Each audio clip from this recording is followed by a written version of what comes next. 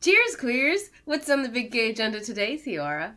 Today we are continuing our discussion of Blank the Series Season 2, Episode 2, because this episode was also a lot, and apparently we couldn't cover it in one recording session, so we had to do two.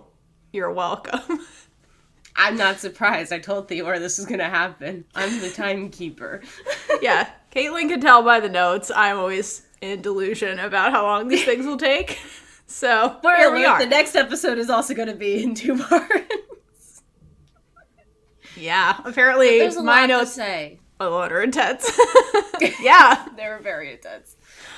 But we're here, and we're queer, and so is this show. Yes. So. That's the problem. Yeah.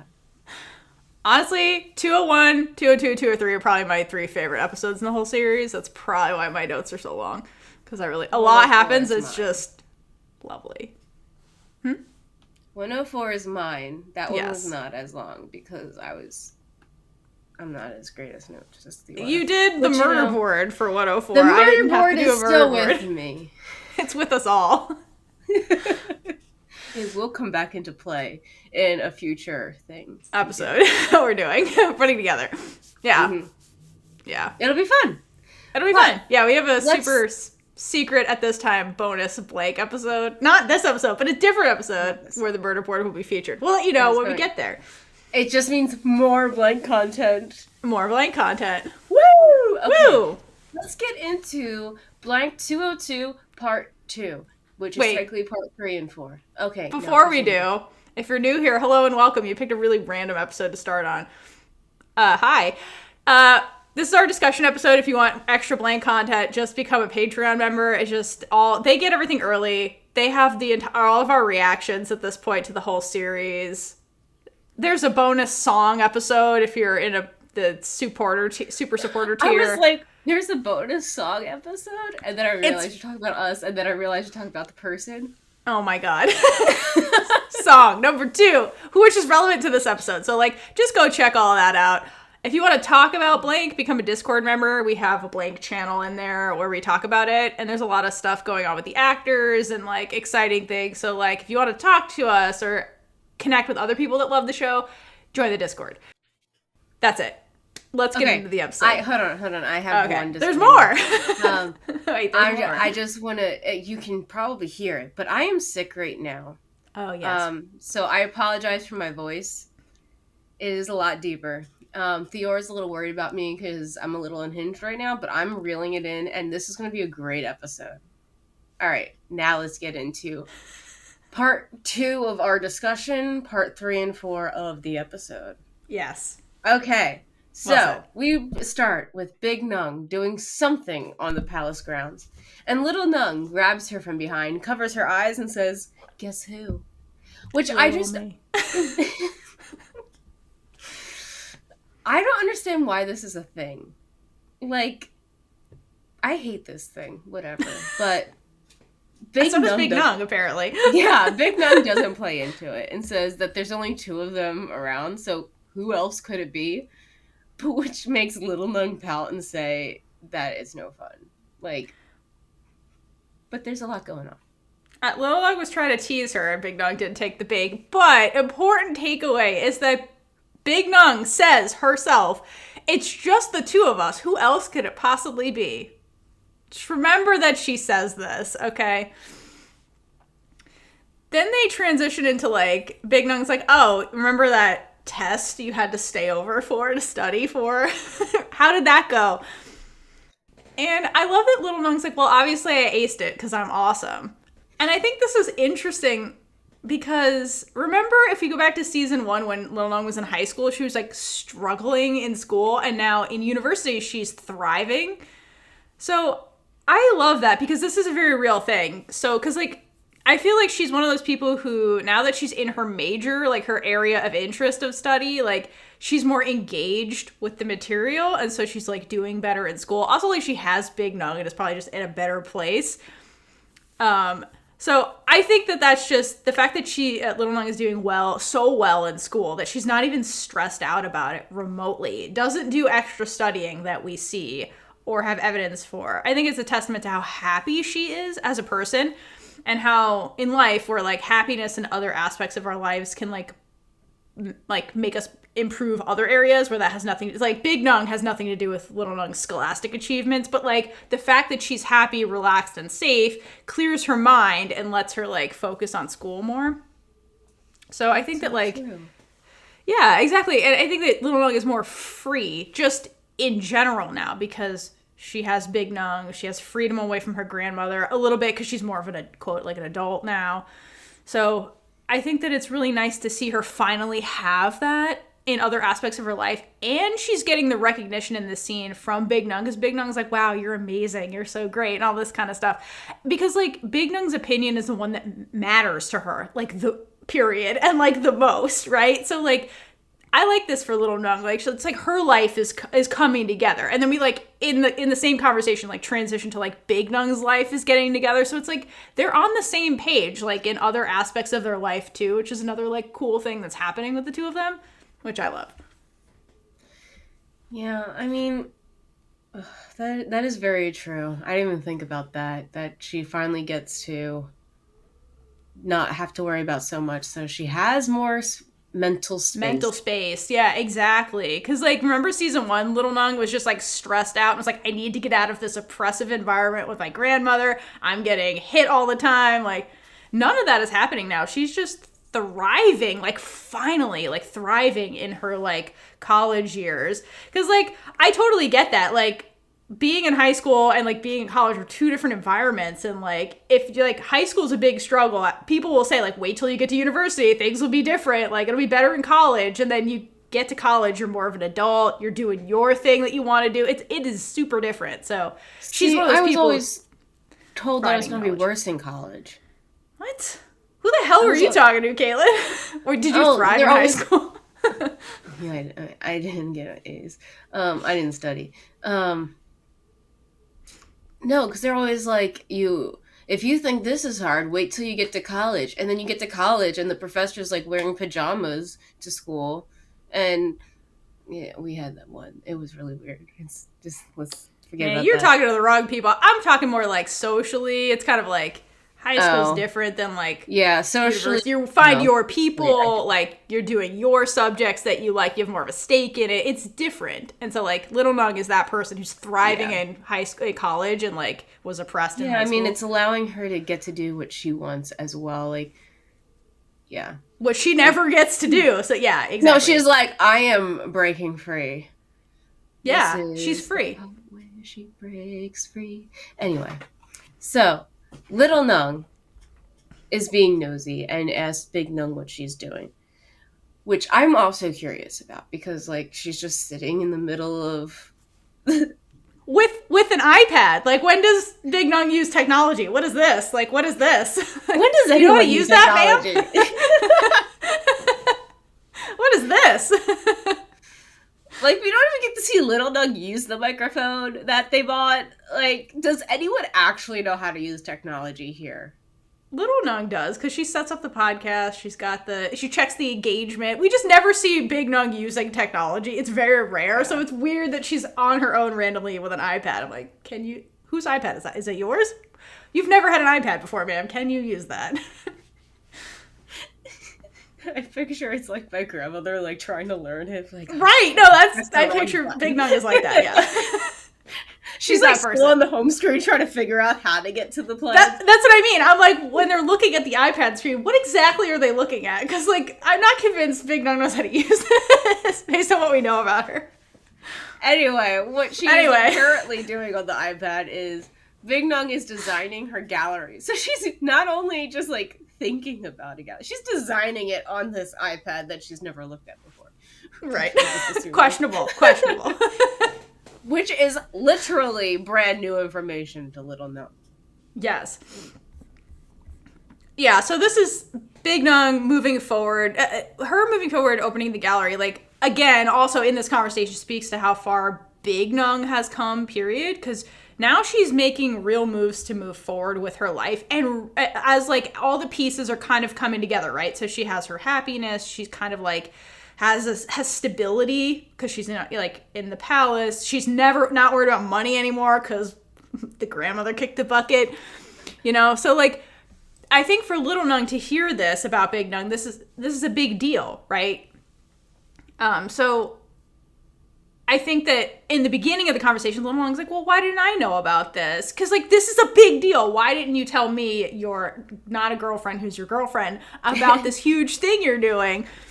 But I think Big Nung didn't tell, because again, she explained, she's like, well, I don't know if I'm going to do it. And like, because Big Nung's the type of person that overthinks everything. So I think until she's 100% sure she's committed to something, she's not going to like tell you. Because like, she has to think through all the million what ifs before she commits to something. Like, that's who she is. Yeah, I feel like there's two different people. One who like has to think through everything, and then one who's just like, I have to say it out loud to people to process it.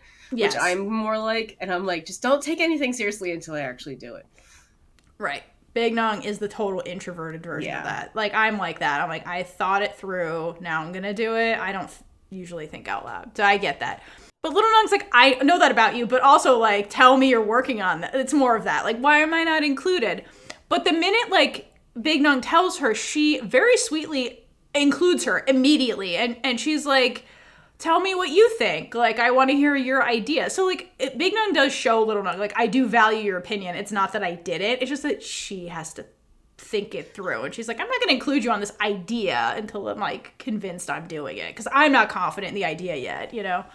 Yeah, it's basically both of their insecurities in their own ways showing, because Big Nung didn't tell little Nung that she is thinking about it because she wasn't sure if she wanted to do it, because she may not make a profit. So right now, little Nung is insecure that Big Nung is not sharing this is a huge thing too in her life. Yes. So she's like, am I being locked out of her life right now?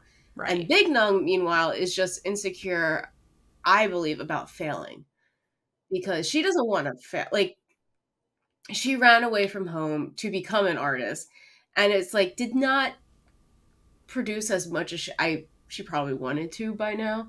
But now, like, this is a big step, and it's very public as well. So, like, everyone would be able to see if it wins or fails.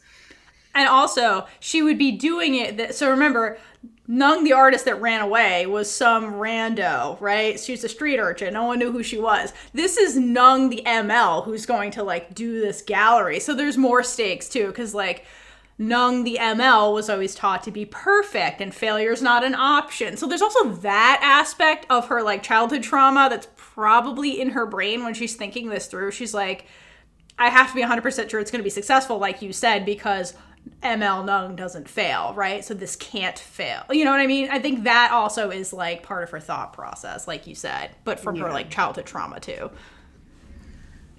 But she's afraid to fail, and that's exactly why she should tell little Nung what's going on, because little Nung is there to hype her up. Oh, does she? Does she? Yes. And little Nung is like, you're stupid rich. Why are you worried about money? God, I love that line.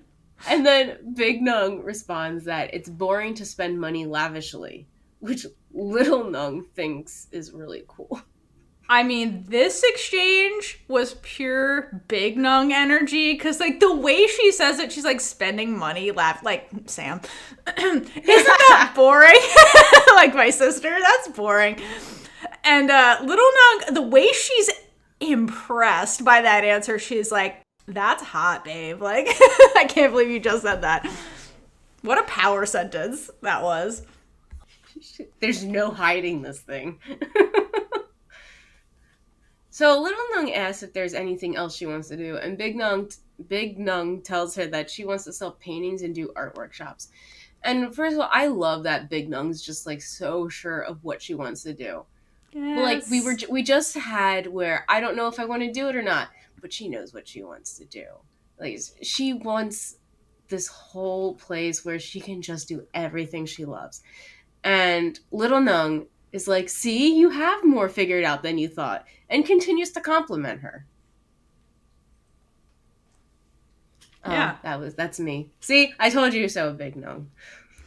Yeah, it's really, really cute. Like, when after Big Nung basically lays out the big gallery plans, Little Nung looks so proud of her. Is the other thing too, because like you said, Big Nung has been.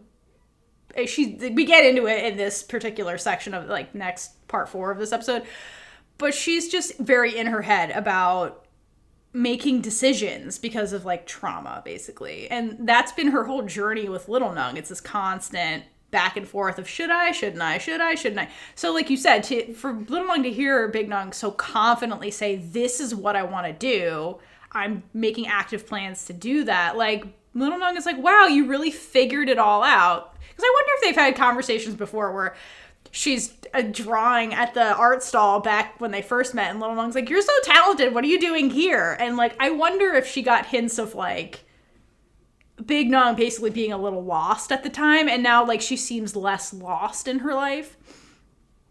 So yeah, I feel like that's a big deal, period. This whole thing is, I love it. I just love that she's finally getting to do something that's going to make her happy, and it's for herself. Right. Exactly. Yeah. Yeah, it's really great. And then Little Nung starts singing Big Nung praises, like showering her with compliments. And Big Nung calls her out. She's like, oh, I'm over the moon now. It's so fucking cute. Like, I love this exchange. It's adorable. This scene is a perfect explanation of why they both need each other. Yeah. Because this... and I'm so glad spoiler, because of course you didn't see the last episode, that we got to see the...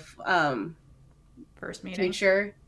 No, like the future, because getting to see them, like, just be themselves, and they're always there for each other. It's just so cute. They're so cute and so good for each other. I know, like, literally this scene is an example of what a healthy relationship looks like, and, like, why this couple is not toxic. Like, they're not.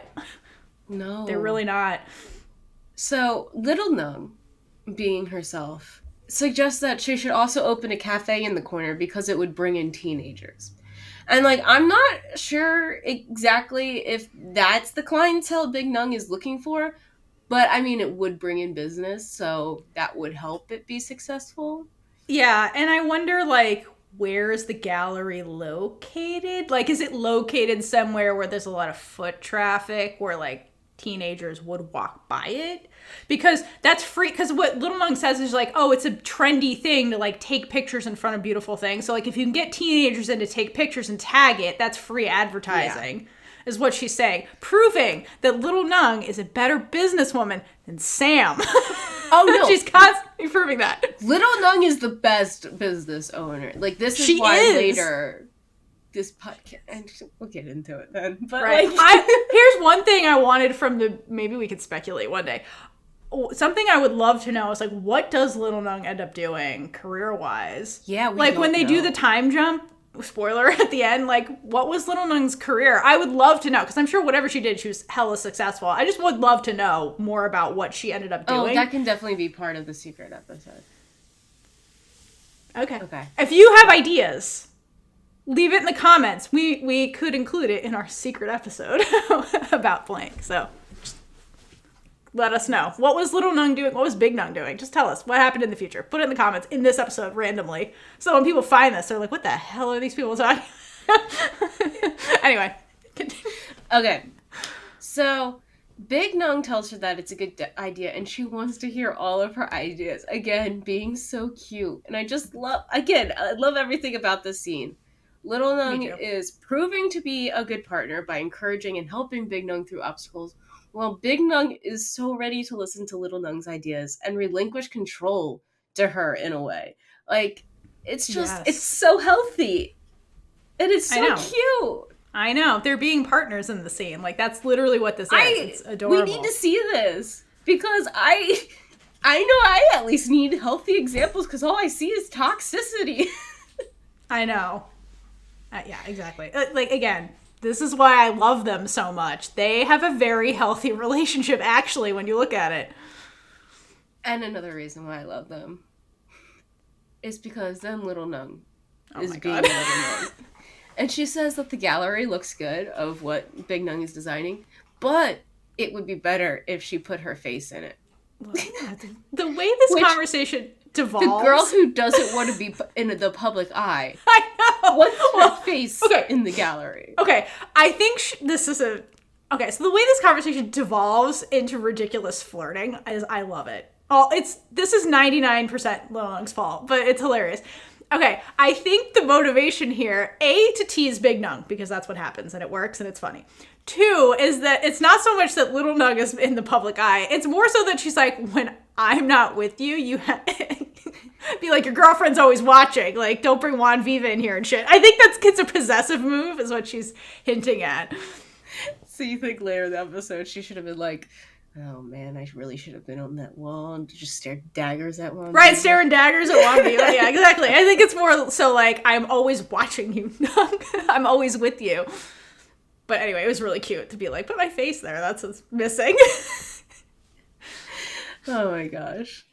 Okay, so then Little Nung goes to eat the snack on the table and stops. And is like, wait, I need to feed you first. And Big Nung looks highly uncomfortable because there are servants all around the palace, and this is basically porn in her eyes. It's porn, but they're exactly. They're the only two around. Okay, yes. Can we go back to servant wouldn't do this. Let's go back to the beginning of this conversation. Remember? Guess who? Big Nung's like, we're the only two people here. What servants? Big Nung, you literally just said no one else was there. Like, are you worried about imaginary neighbors? Like, what was this?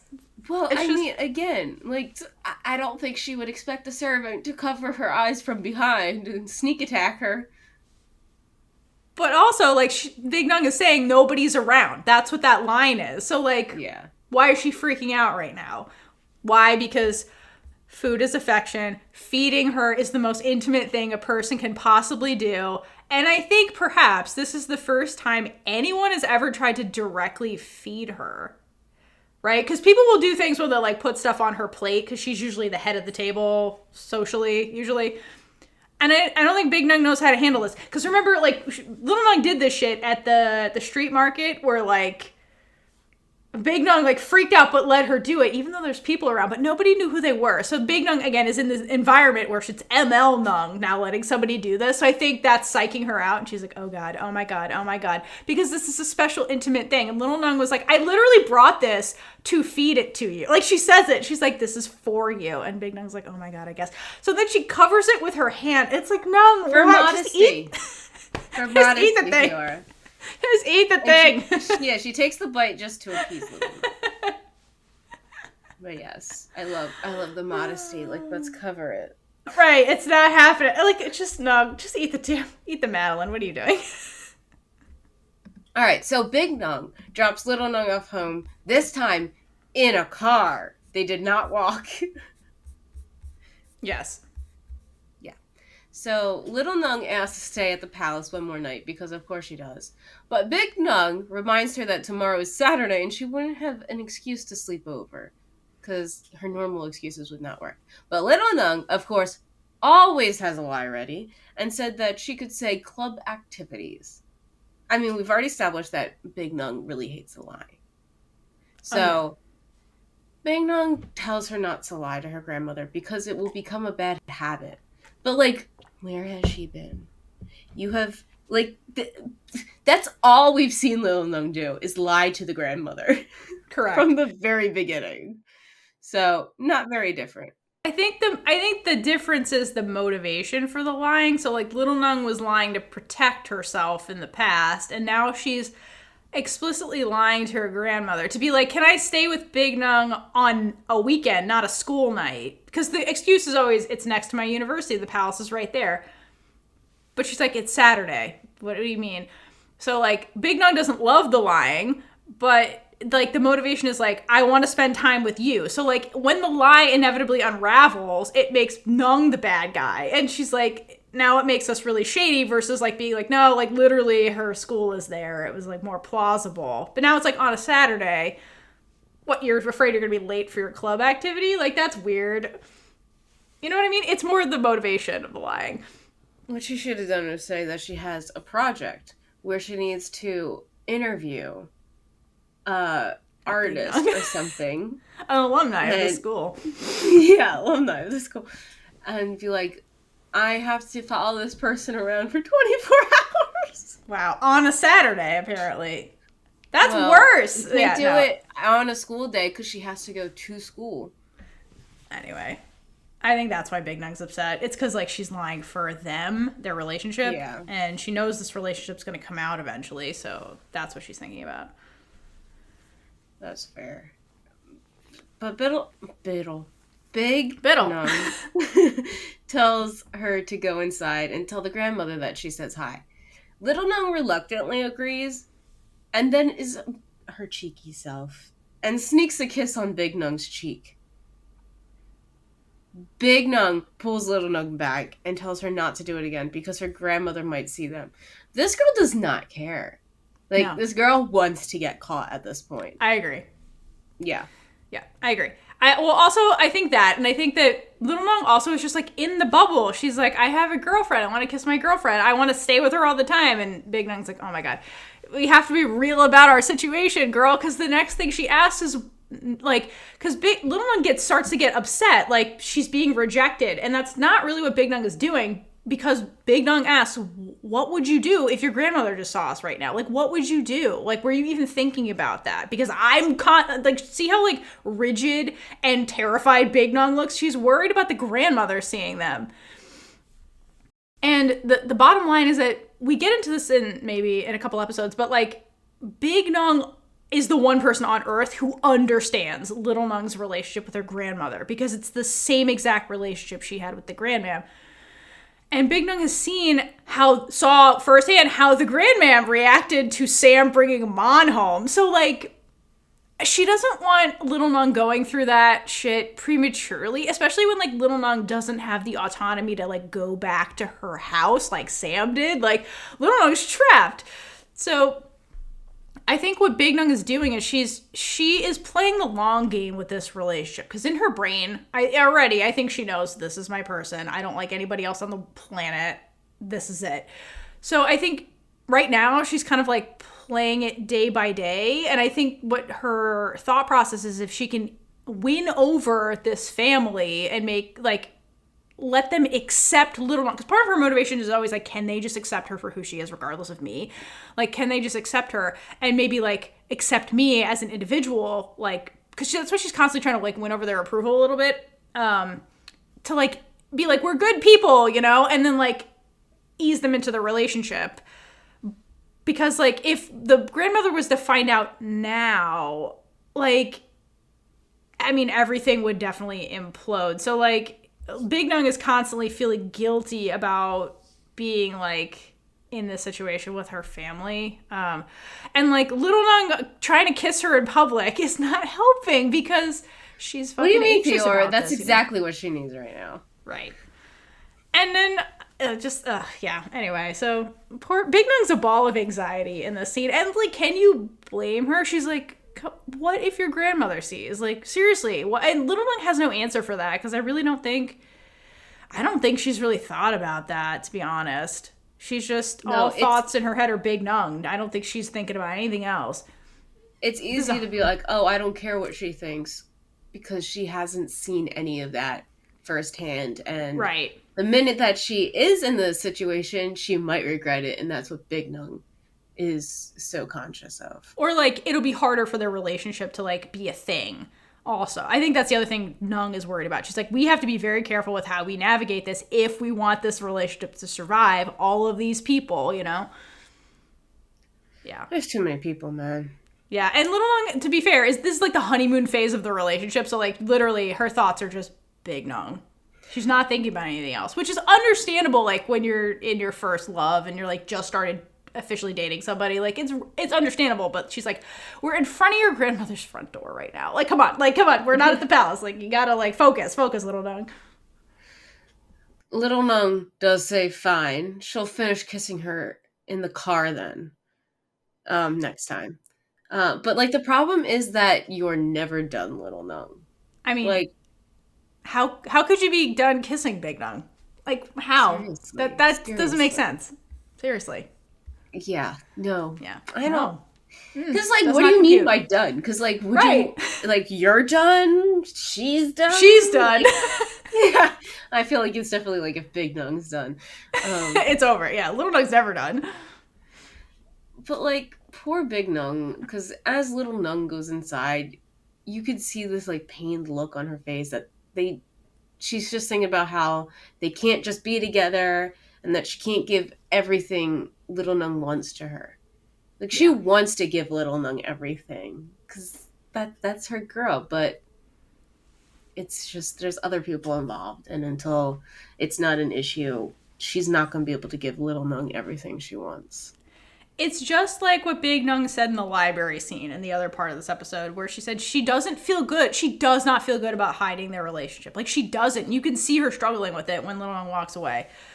But I think she's the one who's, like, trying to be, quote, like, the adult in this secret affair, and it's proving impossible to just, like, easily navigate all of this stuff. Especially with Little Nung trying to out them every 5 minutes. And the crux of it is things are simplest when Big Nung has Little Nung all to herself in the palace where no one else can see them, which is great, but really that's a form of like hiding. Like that's a closeted relationship. Like if you could only exist in the sanctuary of like your own home, like in privacy. So, and like I don't think either of them really want that type of relationship forever. Like, yeah, it's necessary at this stage, but like Little Nung clearly doesn't want that. She's trying to kiss her. No, Little Nung never wanted that. No, Little Nung literally, like since day one, she's like, "You're my girlfriend" in the middle of the like strip mall or wherever they were, like in her art stall. It's like, I love you, Big Nung. Right. Second she episode. Never was that the first episode or the second episode? I don't remember. One of the two. One of the two. So yeah, Little Nung never wanted that, and Big Nung, you know, I don't think at this stage wants that either. She's just like, this relationship has consequences to it, and we have to be careful about this. So like, yeah, it sucks that they're being forced to be in the closet right now, even though like neither of them really want that at the end of the day. Yeah. But back at the palace, we crossfade into Big Nung sleeping in bed. Naturally. And she has a nightmare about Song, presumably, because she wakes up, sits straight up, and says, "Kun Song." Yes. That's it. That's the scene. That's the entire scene. But, so what happened? I figured that this would be a good time for us to fanfic. Like, what was the dream? Yeah, what was the dream? I think that being in the palace is, like, triggering her trauma when it comes to Song. And I think she's been feeling guilty about Song since she's been... Every time she steps in the palace. Because remember in, like, season 1... when she was doing the failed heist and like she goes by Song's room and you see her get real nervous and like the shaky, I think that she gets triggered when she's in the house because of all the Song guilt that she hasn't resolved. So I think that when she goes to sleep, like I wonder if she's reliving her past with Song, or because we're in the Bua Palace, is it the lesbian ghosts? Is Song haunting the Bua Palace? Is my question. Like, Song definitely is one of the lesbian ghosts. Absolutely. So I'm thinking that Song came to Big Nung in a dream and is like, "You'll regret not taking your relationship public. Do what I couldn't do." And all this. But then she's like, "No, I can't lose her like I lost you," and all this. And then that's why she wakes up freaking out. Yeah. I think that's good. I think Song's haunting her dreams. Something's haunting her. Okay, so then Big Nung picks Little Nung up at school, and she is leaning against her car, very gaily, of course. Oh my god, so gaily. Hydrate for... Oh my I gosh, wish someone would wait for me like that. Like, goddamn. Let's just stare. If you're listening, I'm sorry, but if you're watching, let's just stare at Big Nung for a second. Big Nung. Okay. She kind of looks like she should be hungover, though. Kind of. With those sunglasses on. I know. She could fit into the photo of the U.S. women's national team after winning the gold medal in Paris. Did you see that photo where everybody is hungover from partying? I mean, yeah. And they all have glasses on. Sunglasses. That makes sense, yeah. Big Nung was DJing their party. Explaining, like, each one of, like, what they look like.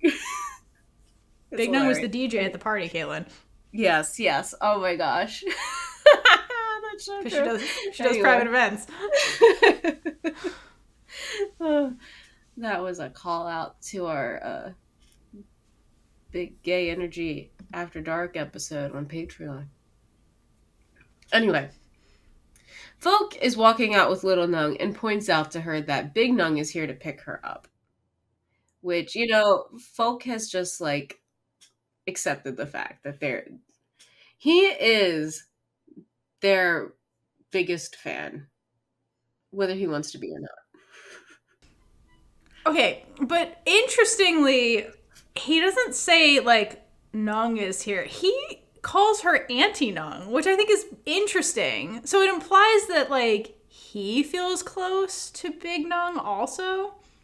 So, I'm sticking with my first impression is that he really bonded with Big Nung over the Waffle House incident. So, like, he's like, Auntie Nung is here. Because, like, otherwise, they don't talk. They would be strangers. He would call her, like, Kun Nung or something. Like, but he's calling her Auntie Nung, which is really interesting in this scene. But yeah, he definitely ships them. They both accepted the fact that they both really care about little Nung. Yes. Now it's in separate ways, but they want what's best for her. So they know that they have to work together because this girl is, like, sabotaging everything. Correct. So they're like, we gotta keep this girl safe. But little Nung immediately leaves Folk to go over to Big Nung. She runs. She doesn't just go. She, like, sprints like she's on the track team. Yeah. Girl. But what a thirsty bitch. Understands. And, like, he's accepted everything at this point. And he's a great friend to little Nung. Like, he is. Folk is such a good guy. Who would have thought that the stalker would turn into a good person? Okay, you want to know what's funny about that? Because I've been editing our episodes, and you went on a whole rant about Folk that was really great for this very reason. You know what he reminds me of? He reminds me of Nop in Gap. Remember the way, like, Nop was, like, started off as this really annoying, unrequited love interest for Mon, and then later becomes her ride or die. Like, that's what happened with Folk. Like, you know what I mean? And Little Nung. Yeah. Yeah, I love that. I really like that dynamic where it's like, no, we're going to be friends. And then the other person deals with it. And then they become really good friends, like, at the end of the day. You know? Instead of being in denial, they're like, okay, I still want to be in your life, though. Yeah, and what I do like is that, at least in Gap, they had they had a very, very good conversation, the two of them, about that, which is a really healthy thing to show, you know, versus, like, some people don't take rejection well, and they're in denial about it, but, like, I mean, I guess Nop kind of was. But anyway, like, I do like that, like, these characters deal with it, move on, and then actually become really good, like, lifelong friends. Yeah. Yeah, so Folk reminds me of Nop.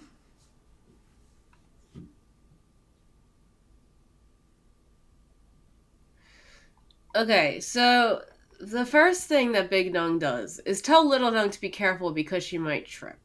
And Little Nung calls her out for talking to her as if she was 5 years old. And I just really need Little Nung to say this to everyone else in her life. Because I just need people to stop treating her like she's 5 years old. But also, It's very interesting. I have a feeling you have something to say about this, so go. Okay, yeah. Okay, true. People need to stop treating her like she's a child. However, let us go back to, like, what was it, episode 2, 3? I can't recall, at the beginning of the show, where they're at the gallery. Remember when they're at the gallery, Nung's selling the painting, the actual, like, to a real gallery. That was the whole "you can't escape me." You're waiting for me to be born. That whole scene. Oh my god, you're waiting for me to be born. Okay, but let us recall before that weird conversation where Little Nung wanders in the gallery and she's looking at one of the paintings and then just, like, trips over herself and falls over. So, like, Big Nung has a reference to be concerned about her. She's like, you're tripping, you're kind of uncoordinated a bit. I'm worried you're gonna, like, face plant and we have to go to the hospital. Like, has legitimate concerns about her hurting herself. It's not because she thinks she's 5 years old. She's seen this film before when she was just standing on a flat surface and Little Nung almost fell over. So she has a frame of reference to be worried. In Big Nung's defense. That makes sense. It just seemed like a little cold like for her to say it like right as she was coming, not like "Hi, how are you?" or like. Did you see Big Nung's face? It's immediate panic. She's like, "Don't! You're gonna hurt yourself." Like she was worried about her. Like that's what it was. It wasn't being like, "Wow, how dare you? Only children run." She was worried she's gonna trip and fall because she's seen her do it. Yeah, that's fair. And then, continuing with the scene, Little Nung asks if Big Nung is aware of all the people looking at her when she picks her up. And I'm like, it's because of all the big gay energy radiating off of Big Nung right now. It's because she's so hot. Like the did you sun see can't... her? We had to take a second just to stare at her leaning against this Literally, car. She's so hot the sun can't compete with her. Like, Little Nung, people got eyes. And they made very clear many shots of just people walking by staring at Big Nung. Because how could you not? Like, look at her. Look at her. Big Nung asks if she has to know this. I love that. She's like, yeah, why do I gotta know people are looking at me? Why do I have to know that they're looking at me? Little Nung tells her that she is possessive over her. Like, we haven't known that already. Right, like, we haven't noticed. And then once again, Big Nung reminds her that she doesn't have to be because she is only looking at her. I don't know why I wrote this. You're the one that I want. I don't know why I wrote that. I know. Your brain thinks in musicals. That caught me off guard. Oh my god, Kaitlynn. All right, let's continue. So let's get into this because, wow. So I love what this implies. This implies that, like, again, we get shots of, like, all these people staring at Big Nung as they're walking by. Big Nung confirms she didn't even notice any of that was happening. Because, like, Little Nung's the one that points it out to her. And the Big Nung's like, why are you telling me this? Why do I have to be aware that other people are looking at me? I don't give a fuck. You're the only person I was looking at. Because, like, literally, the only thing she does is she's literally sitting there waiting for Little Nung to show up. The minute Little Nung emerges and starts running, her entire focus was Little Nung. That's why she was like, hey, you're going to hurt yourself. Don't run. Like, she didn't see anybody. She didn't even notice Folk was there. Like, she wasn't like, how did Folk do on the test? Her immediate fixation was Little Nung. That's it. She didn't notice anybody else. And then tells her that very bluntly. Like, this is a Sam move where she's like, I'm just going to be real direct in public about how I feel about you. And Little Nung cannot handle it, okay? But what I love before we get into that is when Little Nung's like, I'm possessive, blah, blah, blah. Big Nung looks real amused by this jealousy she's seeing. She's like, oh, is that what this is? I think Big Nung, like, is kind of understanding why Little Nung was always, like, trying to get her to be jealous. Because she's like, okay, this is kind of fun watching you be jealous over me. Because, like, you have nothing to be jealous about. But, like, it's kind of entertaining and flattering. So I like the body language in this scene once Big Nung picks up on what's going on. So Little Nung at this point is still kind of like on the curb. Like, she's a little bit taller than she would normally be. Like, their height is more like equal. So what Big Nung does is like kind of equalizes the playing field, right? And she like leans forward so that they're almost like eye level at that point. So it demonstrates, like, to me in this scene that, like, Little Nung's kind of in control of the conversation a little bit, or they're trying to get, like, on equal footing with this whole jealousy thing. So, because, like, Little Nung, again, because, like, remember, the preceding conversation was that Little Nung just accused her of treating her like a child 3 seconds ago. So Big Nung, again, wasn't. But so what she's doing in this conversation is she's, like, with her body language, is putting them on equal footing to be like, we're equals in this conversation, right? And so I do love that, because then, like, they're having a secret, like, not a secret moment, but having a very serious conversation to be like, you have literally nothing to be worried about. Like, I'm in your space. We're on equal footing. I'm only looking at you. Like, there's literally nothing to be threatened about here at your school. So I do love that she does that with her body language to, like, put Little Nung at ease, which is important, I think. Yeah, I was trying to figure out the first sentence. Big Nung just says that she doesn't have to worry, right? Yeah, I'm only looking at you, and that's when Little Nung starts blushing furiously. She's like, it's hot, it's hot. That's why my face is red. So hearing Big Nung say that she's only looking at her makes little Nung super shy to hear. And just like, oh, she's melting. Because how could you not if Big Nung tells you this?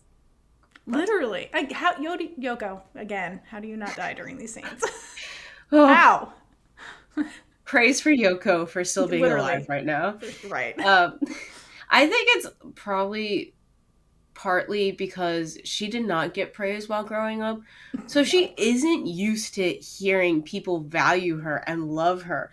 Like she's always the one giving love out. But this now she's getting it reciprocated, and it's all new to her. She doesn't know how to react to someone saying, "No, you're all I want." Right. That's basically what she just said. And she has also been spending most of the time going after Big Nung and hyping her up. Again, this is the first time Big Nung is like slowly getting into it, but like Big Nung's like, no, I want you. I'm all in. And yeah, that's all little Nung wants. Also, she is saying this in public. In her school. Yeah. Because literally Big Nung does not see anybody else in the scene. She literally just sees little, like, when she says that, she literally means it. I don't believe she notices anything else that's going on around her in this scene. And it shows because she is saying this intimate stuff like it's nothing. Which, again, like you said, little Nung has fought for so many episodes to get Big Nung to this point. So this is just huge. Like, it's so validating. Okay, so she doesn't notice anybody around, but what happens if, like, Chet or the grandmother were just to show up at the school? Would she notice that they're there if she's not noticing anybody around? No, I don't think in this moment when she's talking to Little Nung, she would notice anything. Okay. Unless they said, hey, Nung, and then she's like, oh, fuck. Yeah. And then suddenly she's like the queen, where she does the thing where she puts the mask on, she's like, oh, walls would go up. She would be immediate walls. Immediately. Yeah. This would be ruined, and Little Nung would be extremely sad. And it would take months for her to be comfortable at the school again. Yeah, exactly. She'd be like, I'm not getting out of the car ever again. Yeah. She's gonna tint her windows. Oh my! I'm surprised she doesn't tint the windows, but yeah, she would have curtains installed, like, and it just like goes in full lockdown mode. Okay. Also, let's get into the other thing that makes Little Nung, quote, uncomfortable, because Big Nung is being straightforward. That's the other thing. She's not doing the evasive thing where, like, Little Nung will ask her a question and be like, I don't know, we'll say something, try to get her to admit something intimate, and Big Nung, like, evades the question. Here she is straight up being like, nope, this is what it is. I'm only looking at you. She wasn't prompted either. No, she volunteers this very intimate and affectionate information. Like we said, she's being openly affectionate, which is new. And Little Nung's like, oh my god, insert like the gift from The Office. Oh my god, it's happening. Yeah. Like she's being it's loving. Happening. It's happening. That's literally what's going on in Little Nung's brain in the best way possible. And let's also, so Little Nung, what happens is she blushes furiously, like so furiously that she's like, it's the weather. That's why I'm all red and hot right now. Cause she's like, wow, like that my girl, not a girlfriend who's a girlfriend, is saying all this shit to me. Holy fuck. And like you said, she doesn't know how to react to it. So she's just getting like flustered, and Big Nung's watching it happen, and I think she understands that she's causing Little Nung to get all flustered. So Big Nung's she's loving this. She's like, okay, this is great. I understand why you're always doing this stuff to me, because watching you react to what I'm saying is really, really great. Like, Big Nung's so proud of herself in this moment for being a good girlfriend. Like, it's, even though she's not a girlfriend in her mind, it's so cute. Like, everybody wins in this scene. It's so cute. And, yeah. I also have to point out that once they kind of get past this and Big Nung's like, you're being shy. You're super shy. This is great. I'm such a good girlfriend. Then she continues to be the best girlfriend ever and does her gentlewoman behavior where she opens the door and closes it for Little Nung when she gets in the car. I have to point this out because it becomes important in a later episode. Big Nung always does that. Always. Opens the door for Little Nung, closes the door for Little Nung when she picks her up. There's only one exception, and it's important. In 204, we will get there when we get there. Eventually, in like 20 hours, when we're done getting through all these Seriously. Episodes. Oh my gosh. I feel like we need to just release our notes one day. I want everybody in the comments to guess how many pages you think our notes for the entire series will total Will be. because we keep them in one document. So I want you to guess because I don't even think we could guess how much they're going to end up being. Yeah, I truly couldn't even guess. I mean, I could, but I'm curious to see what you guys guess. Yeah, if you're even close. Okay, but back at home, at the home palace, the Nuengs are sitting/laying as close as possible on a couch. Like, they're as close as possible, like without little Nueng being like directly on top of Big Nueng. They're doing their reading position, which I love. I love that they do this reading position. It's so adorable. They did it in the other scene where like little Nueng was reading the smut novel. That was hard to read. It's cute. How am I supposed to know what this means? I don't know. I can't imagine it, Big Nueng. Anyway, so there's that. I love that they always just naturally do that. Second, the thing that I love is that they look really, they're just existing with each other. Like they're not, in the beginning, they're not talking. They're just existing together in the same space. And they look really comfortable and like at peace and just natural together, which I love. And kind of while this is just happening and being real quiet, Big Nueng keeps like stealing glances at little Nueng. It's very cute. Like this is just them existing and it's adorable. And lastly, what I love about this scene is that you get a generational gap thing going on with the two of them that's very subtle. So, like, in the scene, what are they doing? Little Nueng is scrolling on her phone, like the Gen Z she is. And then what's Big Nueng doing? Elder Millennial Big Nueng is reading a magazine, like a physical... You know what I mean? It's like the technology of what they're doing is different, and it's very them. I love that. It also does show the age gap because they are becoming like closer and like more reciprocated right now, that it's easy to get lost in the relationship and think that, oh, why are they hiding? No, this is a way to show the viewer that no, there is still this gap going on. Yeah, but it does show that like despite that, look, their relationship works. Yeah. No, their relationship so works. It so works because, like, even if they were the same age, what would this be? They're both scrolling on their phones. So, like, it doesn't matter. Like, it just, exactly, like, in their relationship, really, it doesn't matter, honestly. Like, it's everybody else thinks it's a big deal to them. They don't even notice it. Like, they don't even notice it most of the time.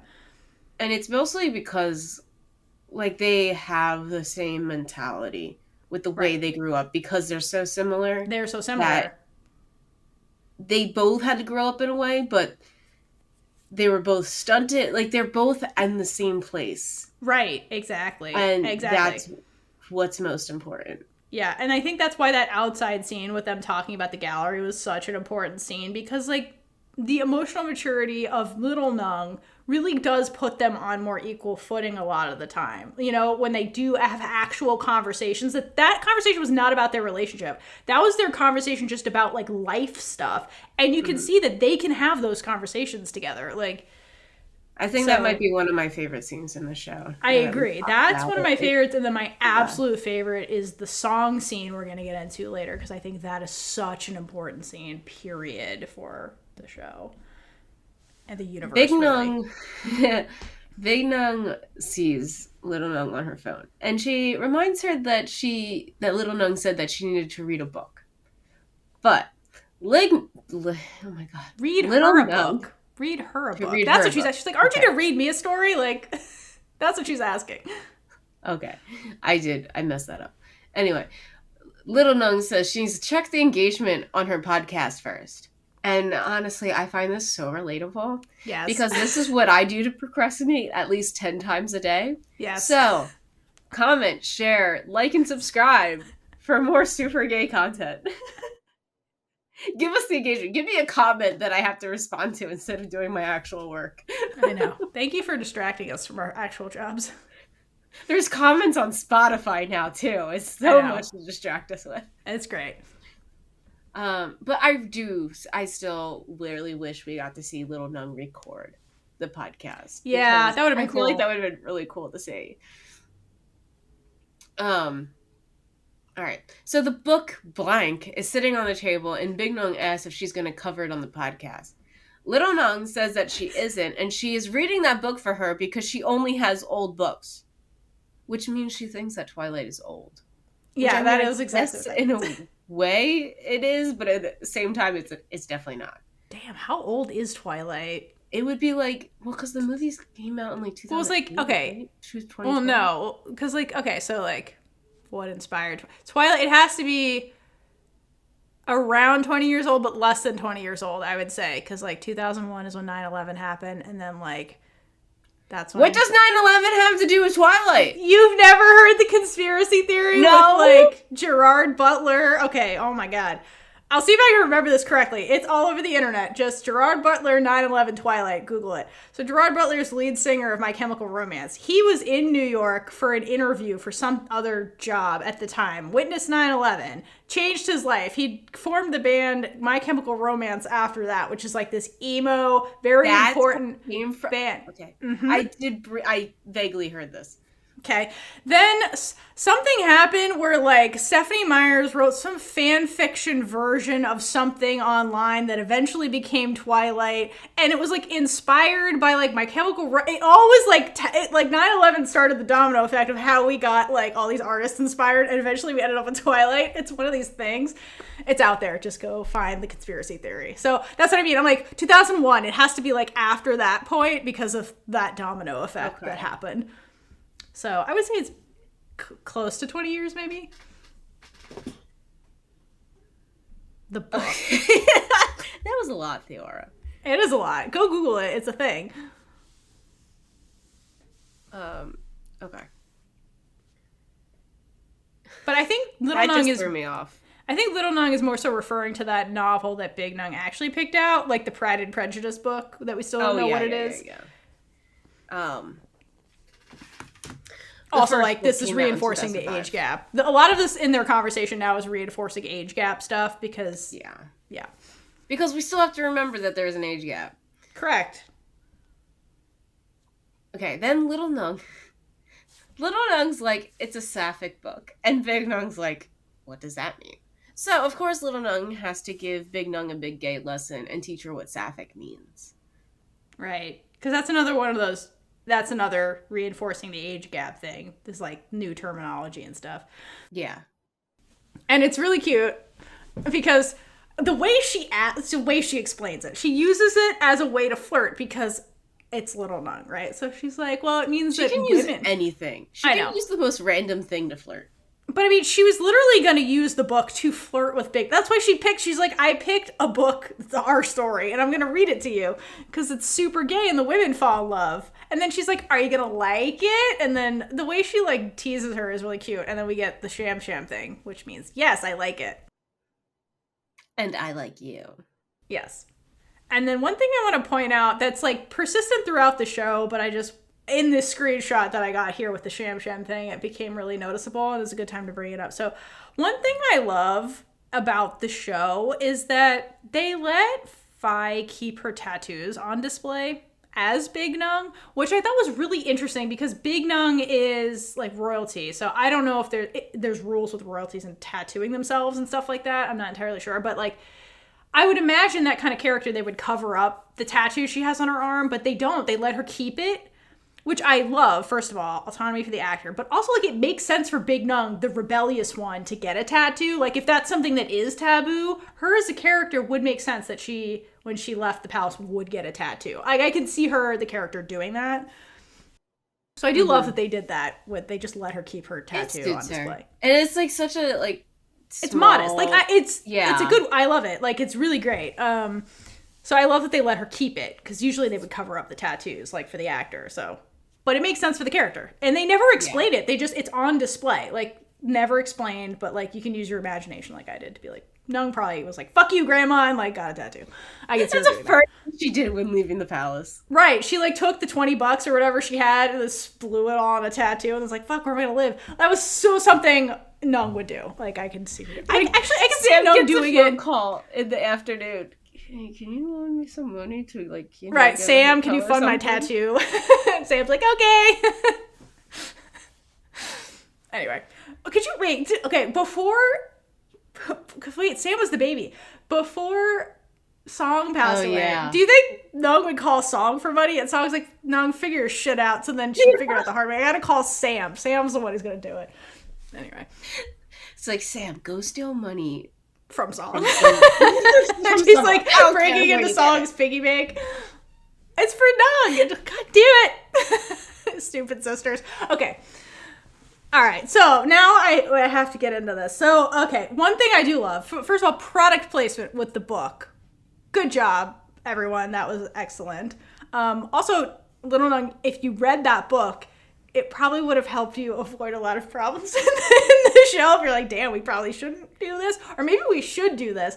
Anyway, so if you read Blank the novel, maybe it would have helped. That is like the weirdest thing for her to be reading, because of like, then why is the future like...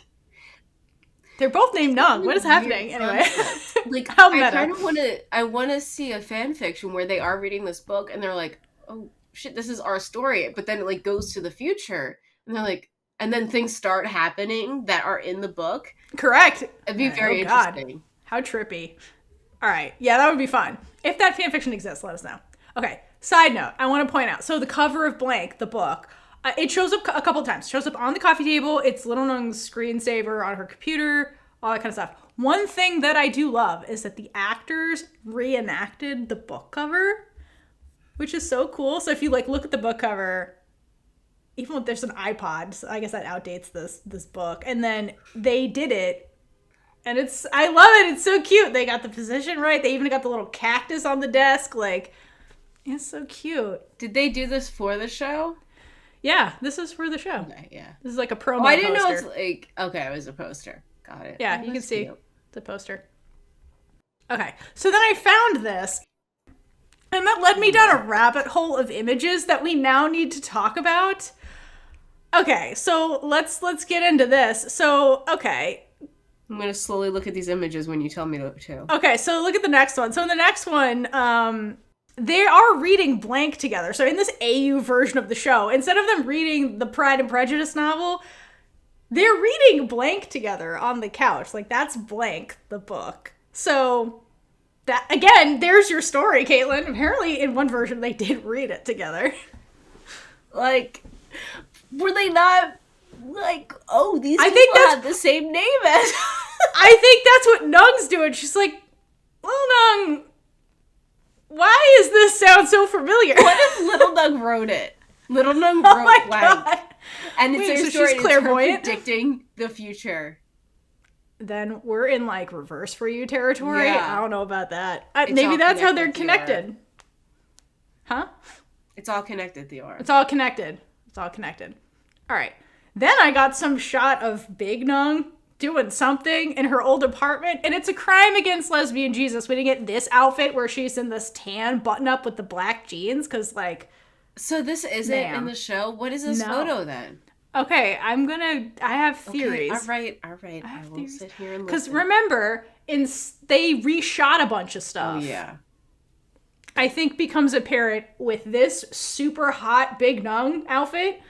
And then this other poster for season 2, this was the original poster for season 2, where they're in these pajamas that are very plain looking. Because I think they went back and reshot all of this. So I think this is one of the original like scenes where they were in the bedroom having these conversations with each other. Yeah. Okay. Then let's go back to, I found screenshot stills This is all in caps. Yes. Okay, let's talk about this. So there's screenshots of them doing the scene in episode 1 where they're doing the drawing lesson by the lake. I remember how, like, we got Little Nung sitting on her towel or whatever, doing the landscape, and then Big Nung fell asleep in the chair. There's stills of Big Nung actually teaching Little Nung how to draw, where she's sitting behind her arm around Little Nung, showing her how to draw. Was this supposed to be the drawing lesson? Why didn't we get this drawing lesson? Like, what the hell? I feel like they're too close for, like, the beginning episode. Like, they look like they're together right now. Yes. Which would make so I feel all like of they Little decided Nung's... against it. Which would make all of Little Nung's behavior of being like, I'm going to marry you someday, make more sense if this is how the drawing lesson went. That's fair. I'm just saying. Like, we were robbed of this. We were robbed of this. We are, but at least we have a photo. We have it in our memories and in our AUs now. Yes. Okay, so that was the rabbit hole. I hope you enjoyed it. If there's other stuff you found out there, leave it in the comments. Actually, one thing we got recently, at the time we were recording this got dropped very recently.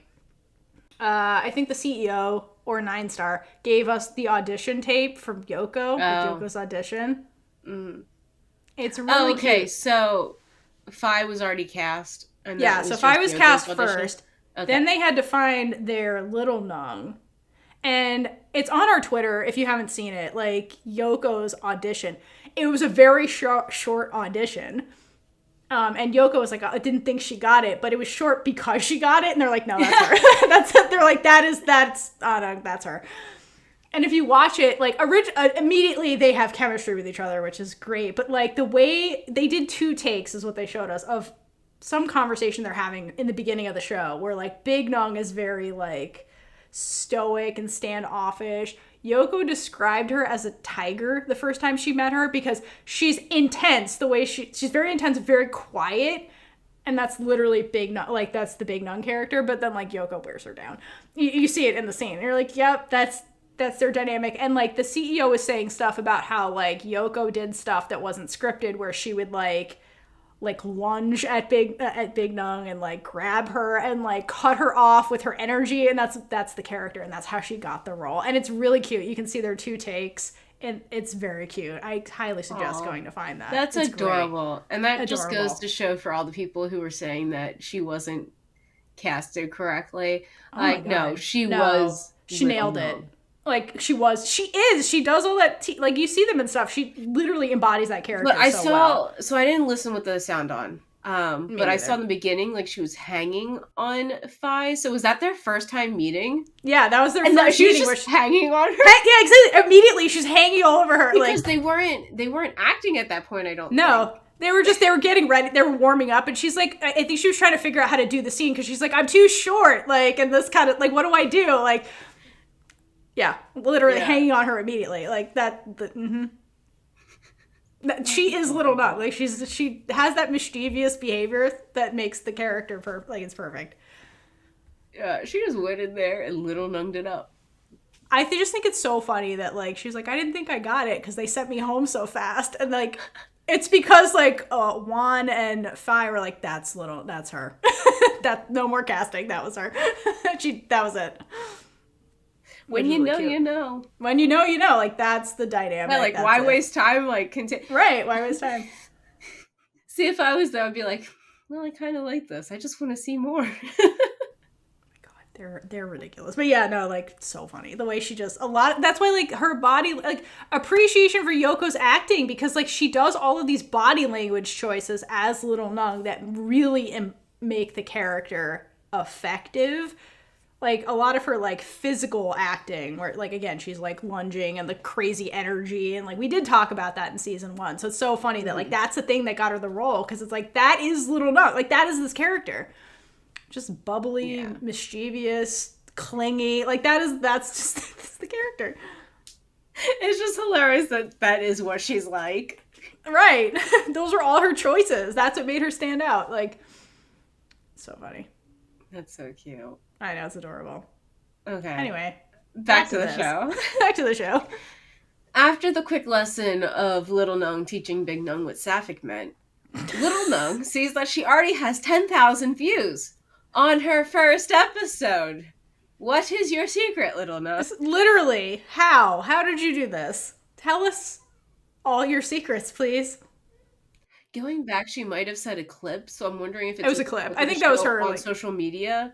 And maybe that was what like it randomly went viral. Like randomly a blank one went on our TikTok, and we're like, okay. Yeah, like literally we had a Loyal Pin one go viral too. We're like, oh, okay. It was Loyal Pin. It was Loyal Pin. Also, no, there's the Phi's acting clip also got traction. Anyway, like, good for you. Immediately, ma'am. What's your secret? But also, can we go back to her teaching Big Nung what sapphic meant? I'm surprised she's like, do you want me to demonstrate? I'm so surprised it didn't turn into a demonstration. Honestly. Like, you want a vocab lesson? Let me show Right. you. I can show you the plot of the book. We're living it right now. I can show you the plot. I really do think in musicals. You do. Okay, but the celebration is cut short. Wait. Yeah. Wait, hold on. The celebration part. Yeah. Okay, so Little Nung gets the viral video, tells Big Nung, who's probably like, I imagine Big Nung doesn't know what that means, and it's just like, you're doing great. Like, she doesn't know. She's just being supportive. She's like, I'm sure that's a good thing. 10,000, is that a good thing? I don't know. She's like, you're doing great. And then Little Nung immediately turns this into flirting, and I think she was about to do a sapphic demonstration, because she's like, I'm so great, aren't I? And gets real close to Big Nung. And then what happens, Kaitlynn? What happens? Oh my god. The worst thing possible happens. The celebration's cut short by, who would have thought, Chet? Just showing up at Big Nung's place. Randomly. Because he wants to ruin the party. He doesn't know what's going on, but like... Because he's an idiot, but yes. Also, can we talk, before we get into why he's here, I want to talk about a couple things. Because let's talk about, first of all, how oblivious this man is. Because... he walks in and then he's like, oh, Little Nung, daughter of mine, you're here too. Wonderful. Does not pick up on the fact that, and he goes and sits in the empty chair. Meanwhile, Big Nung, Little Nung sitting on the love seat. He doesn't think that's weird. He also doesn't think it's weird that Big Nung and Little Nung are sitting on the same side of the tiny love seat. Like, they're practically sitting on top of each other, even in this scene where they've split apart. Like, why are they sitting so close together? He does not pick up on that or find that strange. He's just like, whatever. The women I want to talk to are here. Here's what I came to talk to you about. Because he cares about himself first. Right. He doesn't see anything else. When like, Big Nung was like, I only see you, Little Nung, Chet only sees himself.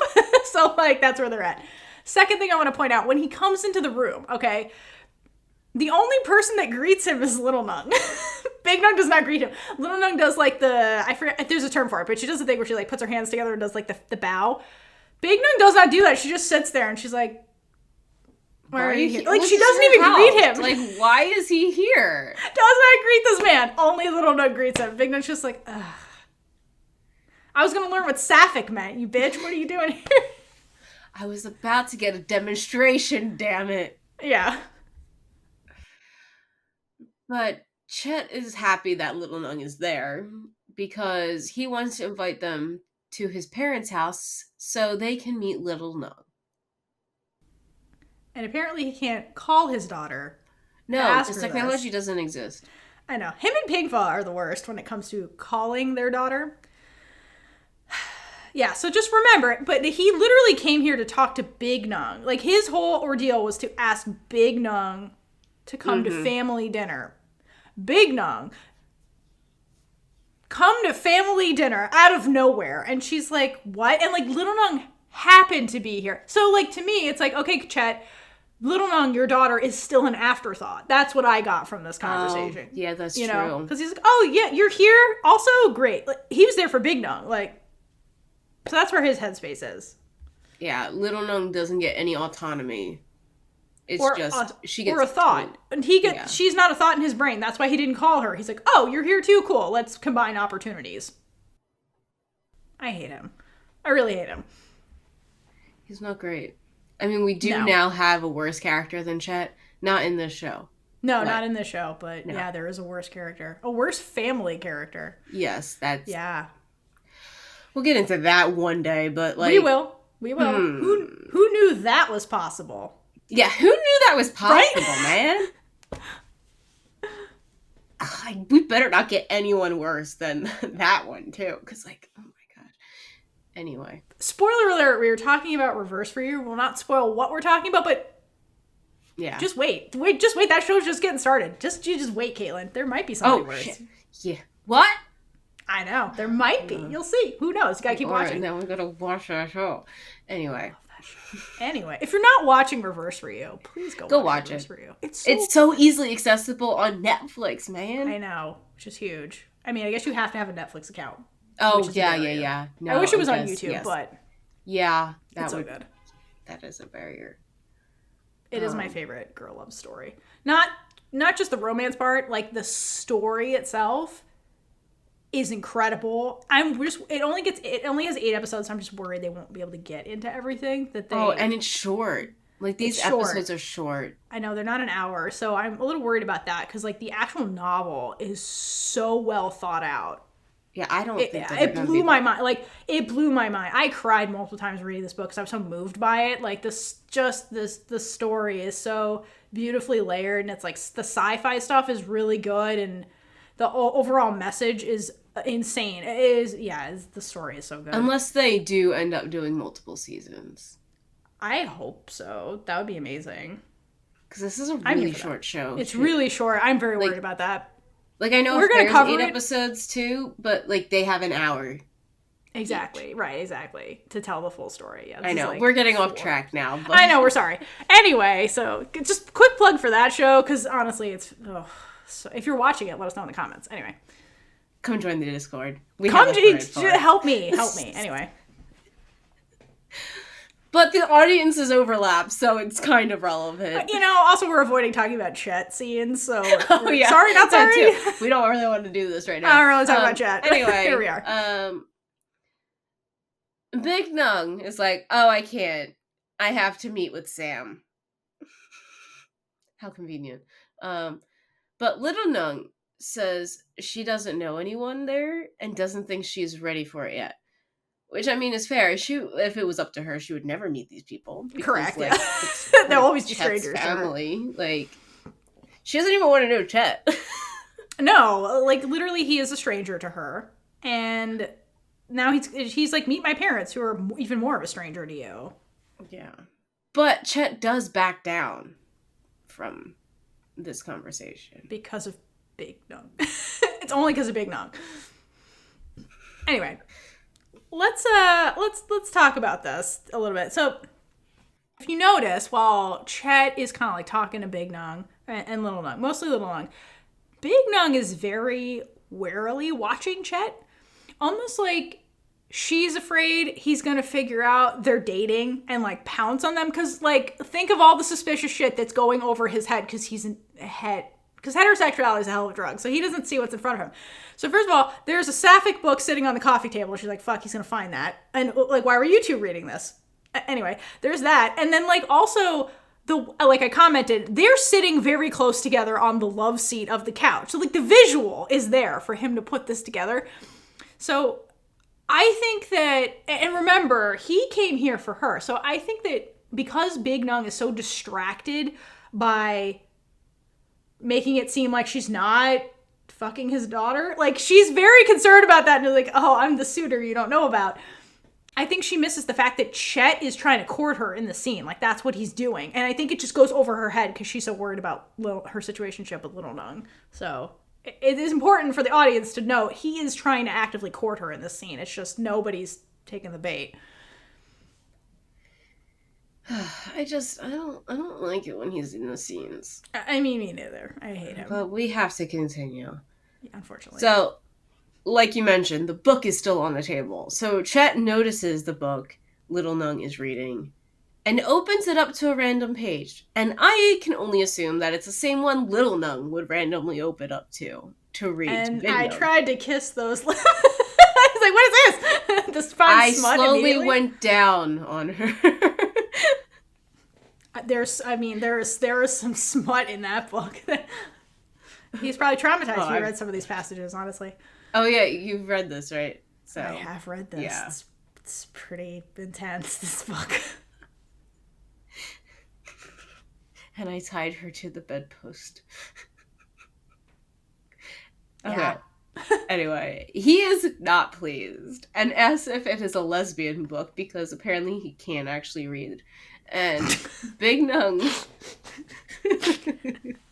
comes to Little Nung's defense and says that his daughter is a grown-up and can decide what she wants to read, and then basically throws him out and tells him he should make an appointment with her next time so he doesn't waste his time. But also waste your time, but have the servants not let him in and just like... You have an appointment, sir? Wait here for an hour and then be like, oh, I'm sorry. Kun Nung is busy right now. Please come back at a later date. Yep. Yeah. Anyway. Okay, let's couple things from this scene. So again, this is Big Nung actively defending Little Nueng's autonomy as an adult, okay, which she does so many times with Little Nueng's family members. Because I think, truly, at the end of the day, even if they weren't romantically involved with each other, Big Nueng does care about her well-being and the fact that her family treats her like trash sometimes. And she's like, please respect your daughter's choices. Like, just respect who she is. Accept her for who she is. If the family can't accept Nueng, Big Nueng, she's like, at least accept your daughter for who she is. So that's what she's trying to do in this scene. And she's tired of Chet's bullshit, truly, also. She's pretty aggressive with him, which I personally love. Because Chet's annoying. What I do love is that the way Little Nueng is looking at Big Nueng when she's defending her, like, it's amazing because Big Nueng, we, the audience, have seen Big Nueng defend Little Nueng's queerness to Chet. We've seen her do this multiple times. This is the first time Little Nueng is watching her do this, okay? Because we had the conversation, that everybody forgot Sam was in, where we had Yui and Chet interrogating Yui, and Big Nueng shows up and she's like, you guys want to date? I don't care, do whatever. Just be good kids or whatever. But Little Nueng missed the part where Chet and Big Nueng do the sidebar, and Nueng's like, except your daughter is queer. Like, I'm not going to tell her not to be queer. That's fucked up. Accept her for who she is. That she's doing it right now, because Big Nueng is tired of having this conversation with Chet, but, like, Little Nueng probably doesn't know Big Nueng is having these conversations with Chet, so I love that Little Nueng gets to witness somebody stand up for her to her homophobic fucking family members. Like, I think this is a really big deal for Little Nueng, and she looks really proud that her girlfriend is a supportive badass. Like, what a huge thing to see, I mean, just look at Big Nueng's body language right now. Because, she's she's comfortable because she's in her territory. Correct. This asshole is coming in unannounced to her home. Yep. Mm-hmm. And it's just like, I'm going to destroy him. Yeah, you're like, you're coming into our house to talk trash about my girlfriend. I don't think so, bitch. Make an appointment next time. Like, the way she puts him in his place and, like, says, accept her for who she is. Like, the way Little Nueng is just like, that's my girlfriend. She's just so proud. It's cute. I'm surprised she was like, that's my girlfriend. That's my girlfriend. Just like, I know she's your friend. Like, that's why you're here, right? He's such a dumbass. Girlfriend, Chet. My gal pal. Little Nueng's just like, let me kiss her. That'll show him. Anyway. I mean, yes, that is what she wants to do. Big Nueng would never. So Chet is going to leave, but he tries one more time, because of course he does, to see if Little Nueng would meet his parents.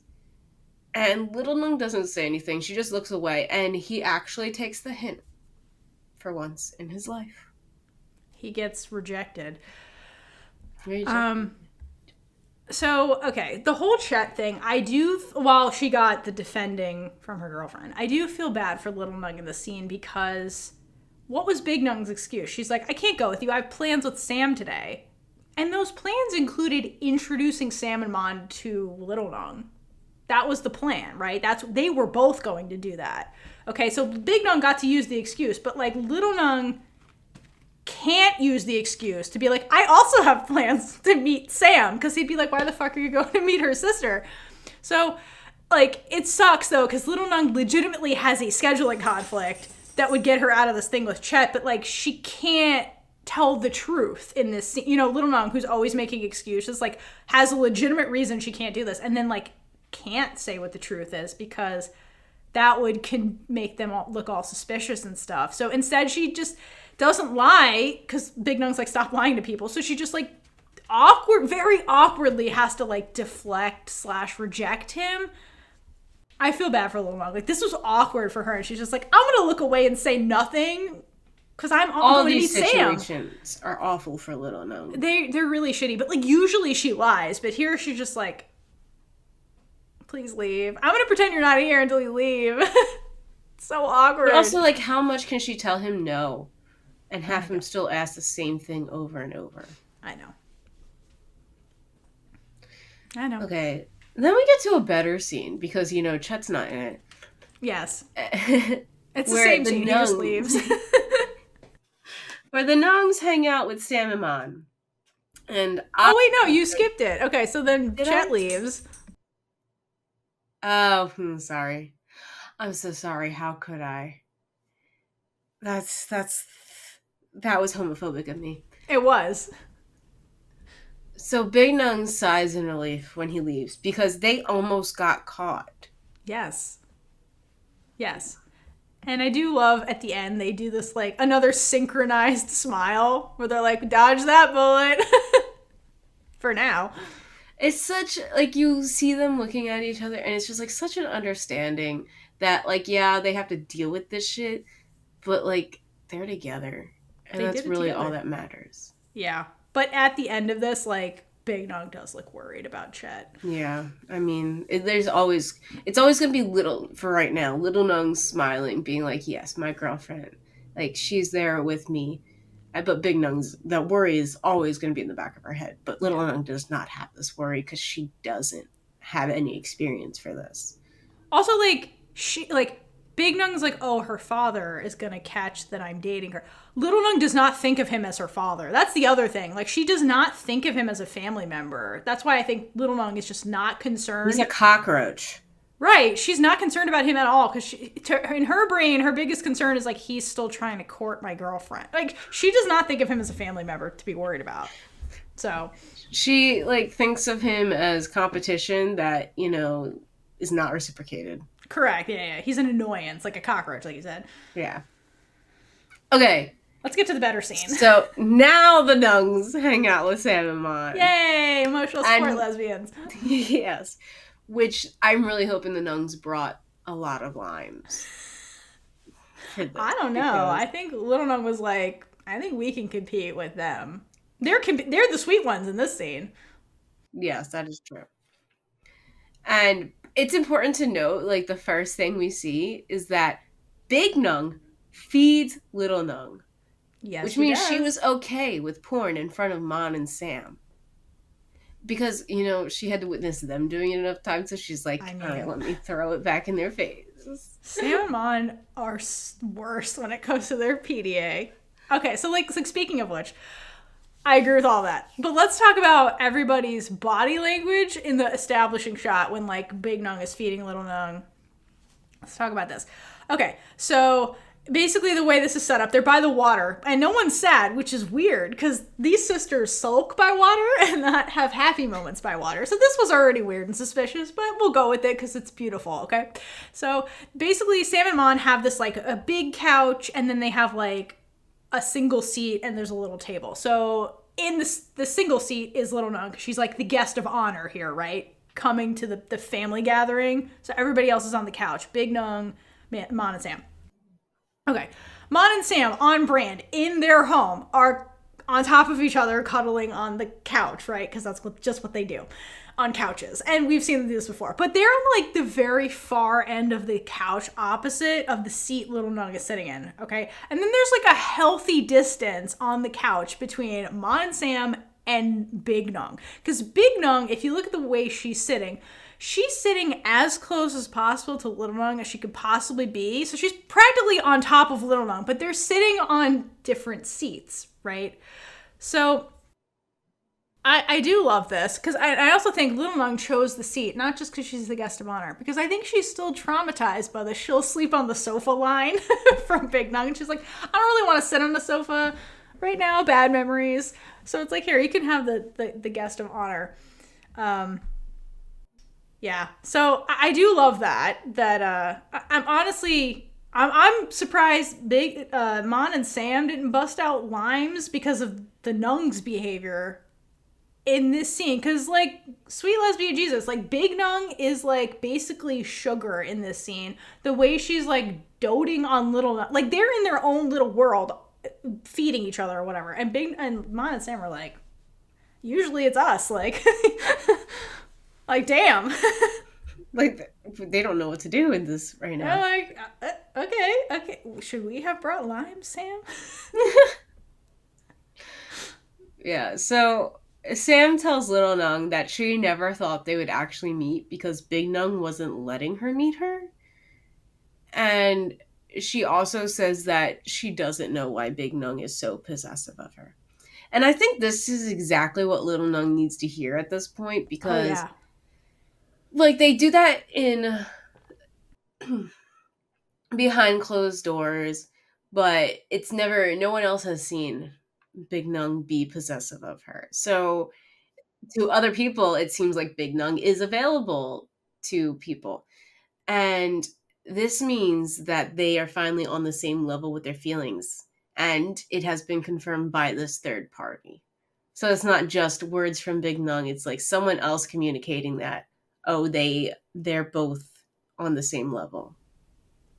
Yeah, I agree. And the way, and I think Little Nung definitely knows that, what you're saying, and that's why she's just like basking in this information in this scene, like as she should be. This is more validation for her, which is important because she's insecure about this stuff because of, like, again, their situation and Big Nug's quietness sometimes.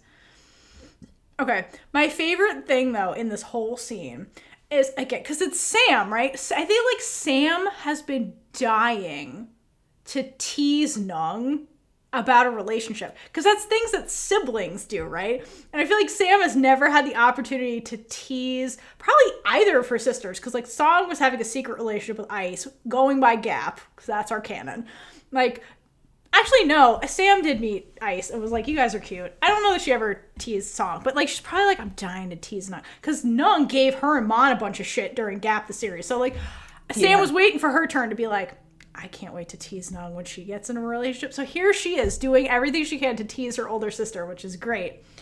So she's being real blunt. And I love when she's like, I don't know why my sister's so possessive of you. And the way Mon looks at her, like, for fuck's sake, Sam, why are you... Like, the way Mon looks at her, she's like, God damn it, Sam, I can't bring you anywhere. You keep saying inappropriate things. Like, obviously your sister's sentimental about this. I love the way that she always looks at Sam like, in this series, because you can tell that Mon has all the power. And she's like, Sam, what the... But also, like, Mon, you've been dating Sam for how long? Sam is just like this. Like, you should expect this from Sam, and be like... And just be like, I apologize for my wife's behavior. Like, she just does this. Welcome to my life. She's embarrassing. Like, Sam cannot act like a normal human being. I love it. I love, like, Mon's just like, God damn it, Sam. This is why we get that last scene in 206. It's the most them thing of all time. They're so ridiculous. I love them. They're so ridiculous. We can't wait to get to that scene. Anyway. Big Nung chastises her, and Sam is like, oh, my bad. I didn't mean to. Like, what did I do? I was just saying the truth. Big Nung clarifies to Little Nung that Sam meant she was worried about her. But Little Nung's face screams that she knew exactly what Sam meant. Yeah, because Little Nung is the Big Nung whisperer, and she's like, I know you're full of shit. I know my girlfriend is full of shit. It's fine. Oh my gosh. Oh, this whole scene is great getting to see. I love this fucking scene. It's so good. Sam pushes them more because of course she does. Well, she pushes Big Nung more. Big Nung. And asks what's going on between them. So what's going on? It's pretty obvious.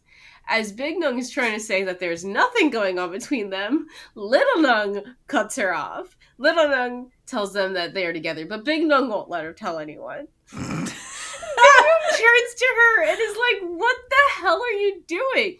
And Little Nung is all innocent and says that Big Nung told her that she never keeps secrets from her sister. And I love, like, that she's like, I know I could tell this person without Big Nung getting too angry. So someone needs to know right now. Also, Little Nung is doing two things. Like you said, she's pushing the relationship forward to get Big Nung to admit they're girlfriends. That's her whole objective from going forward for a while. So in this environment, it's kind of perfect because she's right. She's like, you don't lie to Sam. So she's saying that out loud, not only to like trap Big Nug into being like, damn it, you're right, I don't lie to Sam. Because she doesn't like lying. She omits information, right? And here she's like, no, I'm not, I'm just worried. I'm just worried. Which is a form of being jealous. So she's like, I'm not lying. I'm just, using a different word. And she's like, no, like, you don't lie to Sam, right? You told me that. And so I don't also want to lie to Sam. And this is her first time meeting Sam as the girlfriend. So she's like, getting points with Sam to be like, I won't lie to you either, Sam. I'm going to be a good sister-in-law to you. That's also what she's doing. She's scoring points with Sam. So she's always the smartest person in the room. I feel like I know Little Nung and Mon are the ones with the same things, but I feel like Little Nung will team up with Sam a lot. Yes. Oh, 100%. Absolutely, yeah. Like, Little Nung and Mon will vent to each other, but Correct. Little Nung and Sam Fucking are going to get sisters, a lot man. of trouble together. Yes. Can you imagine Little Nung and Sam planning a birthday party for Nung?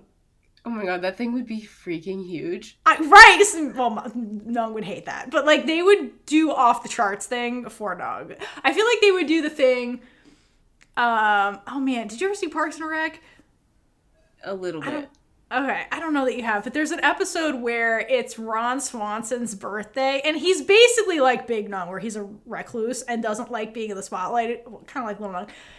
And Leslie, who's like she's the main character. She's like off the charts and like is one of those like type A people who like plans everything. And anyway, so she's hinting that it's his birthday. She found out somehow it's his birthday, which he hid from her. And then she's like, oh, I gotta throw you a birthday party.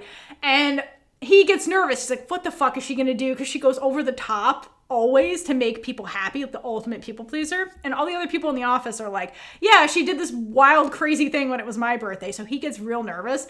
And then by the end of the episode, it's just like a perfect hermit type of birthday just for him kind of thing. I feel like they would do that with Nung. They'd be like, me and Sam are gonna plan it. And then plan all these hints to make her nervous. And then like literally just give her like a very quiet, like beautiful that's really birthday. Cute. Oh, Yeah, I watch that episode of Parks and Rec because that's so sweet. It's so even sweet. Though a person like knows that like they like to go all out, they're still thinking of the person. Yeah, it's all out in a way that fits the person. That's why like when he was hearing the birthdays, it's things that fit the other people's personalities. Mm-hmm. And so I feel like Sam and Little Nung, if they teamed up, would absolutely do that to Nung, where they would like do this beautiful, quiet kind of.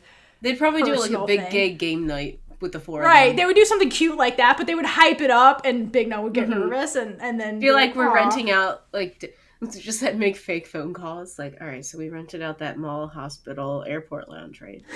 Yeah, right. No, literally. Right. No, they would do shit like that, and then it would be like this quiet night at home with her favorite foods, like something Nung would love. Yeah. Or yeah, and like to get her back to their house, Little Nung, they'd be out and they're like, all right, we have to get you the birthday party. But Little Nung's like, you're gonna wear that? Right, yeah. More. And then get her home. Yeah. That's cute. That would be really cute. I think the two of them would have all kinds of mischief. Like, Sam would buy her a dress specifically for the birth, like, that kind of stuff. Like a ball gown type thing. Yeah, and Nung's like, what the fuck is this? It's like, where are we going? Like, they're gonna mail out invitations and they just have this like huge stack of like blank envelopes that they're gonna like pretend to mail. It would be cute. Anyway, Big Nung shuts up Little Nung by shoving food into her face. Oh so my god. she cannot talk. And That's now so it's time for Sam and Mon to get limes ready. And like just look at their faces. Okay. First of all, Sam is very happy to see all of this. Sam is here for the teasing, but can we talk about how the whole scene, Mon's face is so fucking funny because she's like scandalized by what she's seeing, and Sam just has the shit-eating grin like, finally I get to watch my perfect sister squirm. But Mon's like, I can't believe I'm in the middle of all this family drama, because like she's like, what am I watching? Like, it's so funny. The dichotomy between Mon and Sam's reactions to the Nung behaviors is so fucking funny. Mon's just like jaw on the floor the whole time. The whole time. Sam's just like, yeah. Just the beginning, Mon. It's just beginning. So funny. So we end this part with Big Nung using her thumb to wipe food off Little Nung's mouth. It's not ice cream, but it's close enough. Right. I mean, she did the feeding of the food this time, so the crumbs are her fault, so she has to clean them. Mm-hmm. And I do love this, though, because Big Nung, basically, her body language is like, I'm mad at you for outing us to my sister, but also I love you, and I can't let you sit here with crumbs on your face, so I'm just gonna prove your point that we're dating, basically, right now. Okay, other thing I want to point out from this scene, with the Nungs in particular, is that they are wearing complementary colors in this scene, whether that's conscious or unconscious. So if you go back to, like, Sam and Mon, they're wearing their typical kind of attire, some, Ma's got her pink. Sam's got some variation of gray going on. But the Nuengs are wearing complementary colors. So, like, Big Nueng is wearing a black shirt with white pants, and then Little Nueng is wearing a white shirt with jeans. So that's, like, they're complementary colors in the scene. And, like, Big Nueng isn't fully, like, in dark clothing like she normally wears. Like, they're complimenting each other, adding to the fact that they are on the same page and they are together. Like, visually, you can see that with their clothing. They're just so cute. They are so fucking cute. And congratulations, Little Nueng. You outed yourselves to somebody and it was successful. So great job. Good job. And you didn't get in trouble. No, because, like, emotional Sam would not lesbians. let her get in trouble. No. Sam was like, this is like my birthday gift. All right, let's do it. All right, so let's get into part 4. So after the family reunion, Mon and Sam, we cut over at nighttime where Mon and Sam are getting ready for bed, brushing each other's hair, doing their whole beauty routine stuff that they do. Sam still at nighttime has that shit-eating grin on her face. And I'm confident she's had that the entire night and Mon has been ignoring her. Yeah, Sam has a habit of, like, fixated on things, so I think she's just like, I win. And Mon's like, oh my god, what do you want for dinner though, Sam? Like, like, what are you doing? Anyway, Sam then transitions their conversation into the Nuengs of it all, and she triumphantly says that Little Nueng is a perfect match for her sister. Probably because Little Nueng doesn't take any of her older sister's bullshit. Like, none. Like, you got that full on display. Mon, though, is the skeptical one of their relationship, and she brings up a valid point, one that Big Nueng is struggling with, which is Little Nueng is just starting her life. Like, she's a university student now. She's just, there's so much more to experience in life. In university, outside of university, is Big Nueng holding her back? I think that's what Mon is getting at.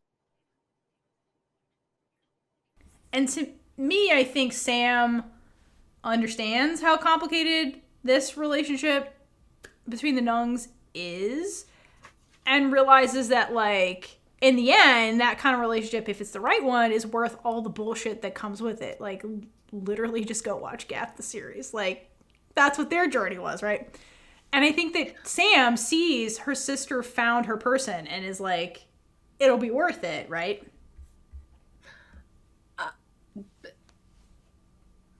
I just realized something. Okay.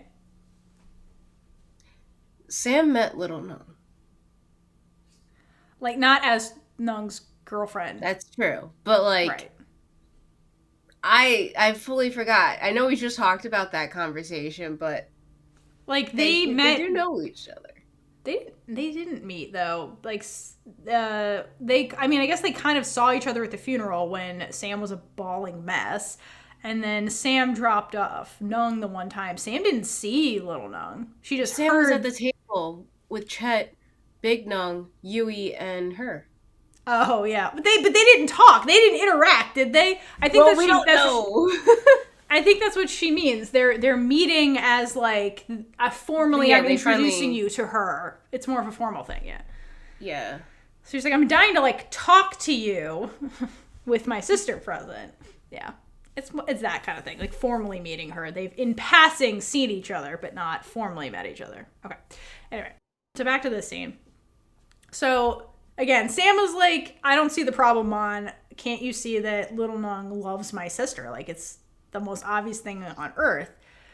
And Sam was like, listen, like, I'm confident that Little Nueng is not going to be the problem if there's a problem in this relationship. And then she promptly throws Big Nueng under the bus by saying, the person who's most likely to bolt from this relationship is my sister. Like, I've known her entire life. Like, please, Exhibit A, her own wedding. Like, if anybody's gonna run, it's my sister, not Little Nueng.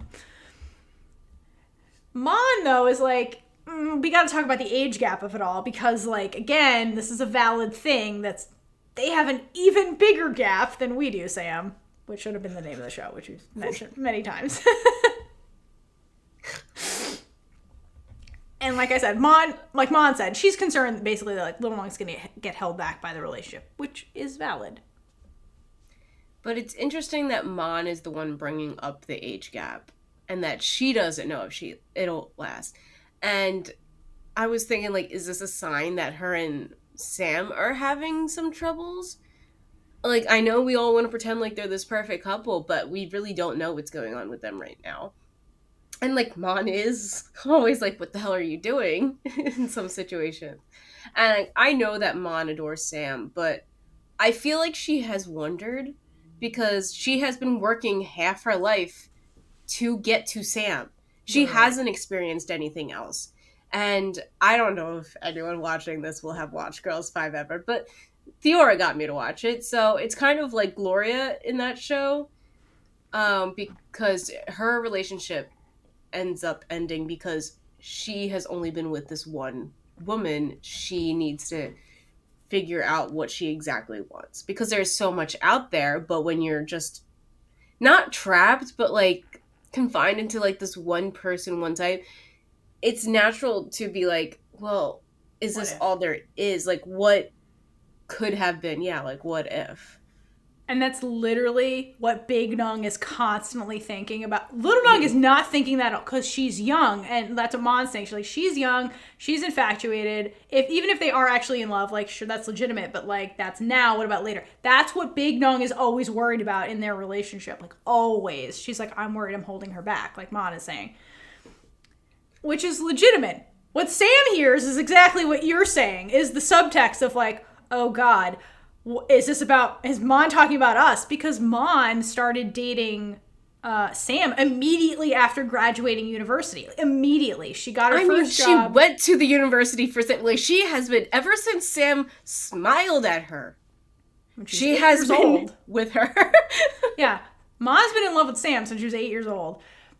But what Sam is putting together in her brain is that Mon started dating me immediately after graduating. Because that's what Mon's saying. She's like, after graduation, the whole world's out there. Mon's whole world became Sam immediately.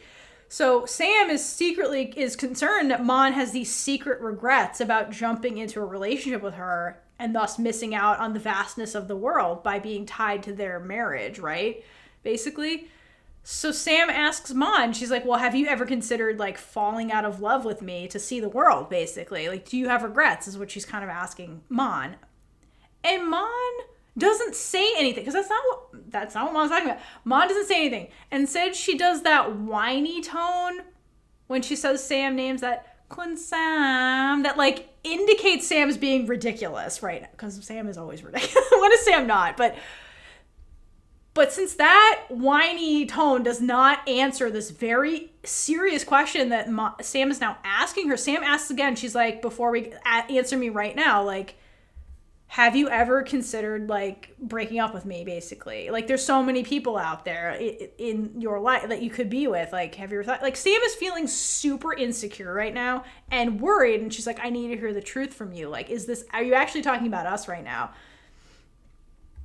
And Mon, who's been in love with Sam since she was 8 years old, immediately smiles and reassures Sam, like, I don't regret our relationship. I regret nothing. Like, Mon went through literal hell to be with Sam and, like, is like, no, like, I don't regret anything. This is not about us. Like, I'm just bringing up valid points for somebody they just met. Okay, we met when I was 8 years old and I've had a thing for you for decades. It's not the same situation. I think that's what Ma is kind of trying to say. I don't know. I still feel like it crossed her mind at some point. I mean, of course. Probably. I don't know. I think Mon was always so fixated on Sam that I don't know that it really did. Sam was always her dream person. Like, she has her dream person. I think sometimes she's like, why am I with you, Sam? You're a ridiculous human. But do I love you? Anyway. Well, it's because of Sam's behavior. Sam's a gamer, so, like, maybe after, like, the 5th hour of her playing a game, she's like, why did I do this? Why am I with you? Anyway, yeah, they're a mess. Anyway, so after Mon reassures her, Sam is like, great. I'm glad you said that. Okay, and I'm going to throw that right back at you and say, because you just said that, that's how I know my sister's relationship is going to work out, right? Little Nung, Big Nung, future wives. And Mon's like, I don't get it. Sam's like, let me explain it to you. And she basically says that Little Nung and Mon, she's like, you and my sister's future wife both have the same incurable hard eyes when you're looking at your significant others. Like, she says, like, you look at the way you look at me, that's how they're looking at each other, okay? Basically saying, like, it's true love. And Mon just explained how she has no regrets, so Sam is confident that, like, Little Nung feels the same way about her sister. Sam is less confident about her sister because Big Nung is the woman who's never cared about anybody in her life, right? Somebody she's not related to. But Sam has pointed out on multiple occasions during this show that Big Nung is a different person now, especially around Little Nung. She's like, she suddenly cares about stuff and like is acting weird. And anyway, so Sam is like not listening to her own intuition about Big Nung. So in summary, the odds are in the Nung's favors from a compatibility perspective, and their feelings are real based on like Exhibit A and B, which is Mon and Sam. Yeah. I mean, okay, fine. Are you going to argue with me on this? You can. What are your concerns, Kaitlynn?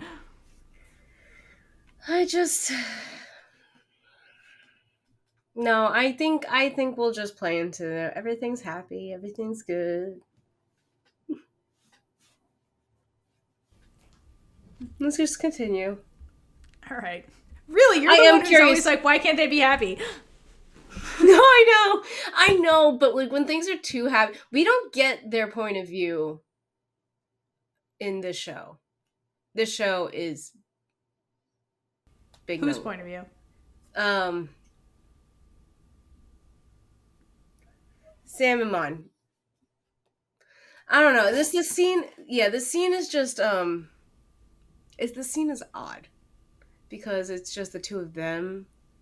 I don't know. Let's just skip it. It's because it's not an ensemble. So, like, it's not about Sam and Mon. It's to reinforce that, like, the Nungs are going to be okay. That's the point of this scene. And from an outside perspective, to say, hey, from our perspective, their love story looks like our love story, and our love story worked out. That's the point of the scene. Because, like, Mon and Sam in the show are to support the Nungs, basically. They're not their own characters, really, in this show. With the exception of the gaming scene at the end, which was literally just them being them. So to me, this show, the characters in the show, with the exception of the scene in Mon gaming, they don't pass the Bechdel test when it comes to like being their own characters. This is an example of that. They're not having their own conversation. They're talking about the Nungs. The whole conversation revolves on the Nungs. So if this was an actual ensemble where they were their own independent characters, this would be a conversation where Mon and Sam were talking about their relationship, not talking about the Nungs. But that's why this feels odd, because it's like it's Sam and Mon, but it's Sam and Mon supporting the main characters, not having their own conversation, really. Yeah, I know I'm reading too much into it. But who knows? Sam and Mon having problems?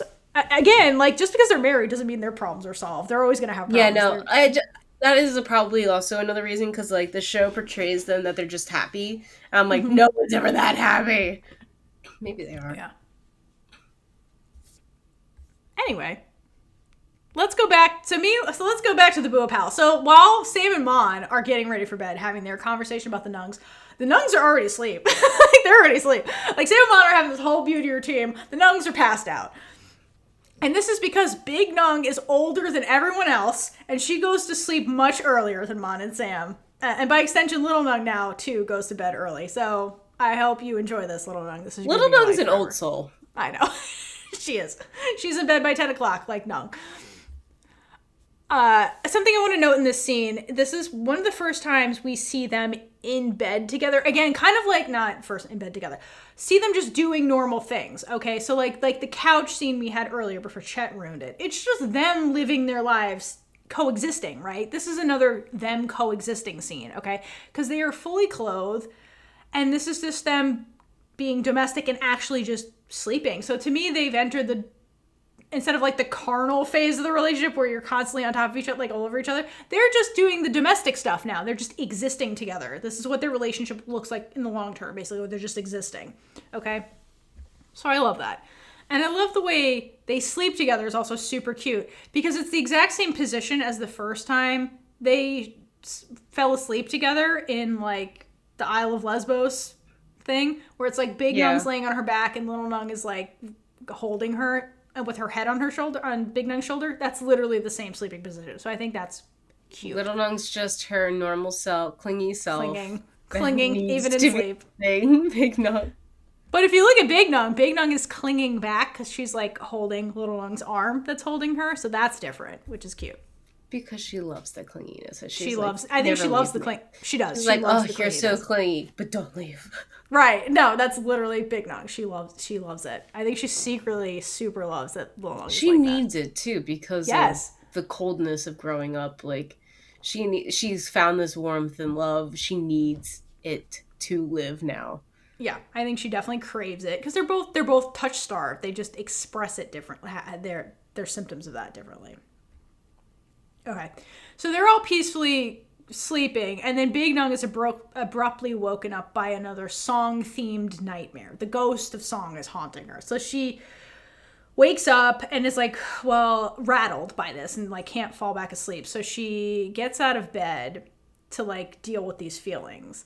But before she can do that, I love that she like carefully extracts herself from Little Nung's death grip. And because a little koala bear is holding her. So she's like, I gotta get out of this. And I love how Little Nung's asleep. Doesn't know she's doing any of these things.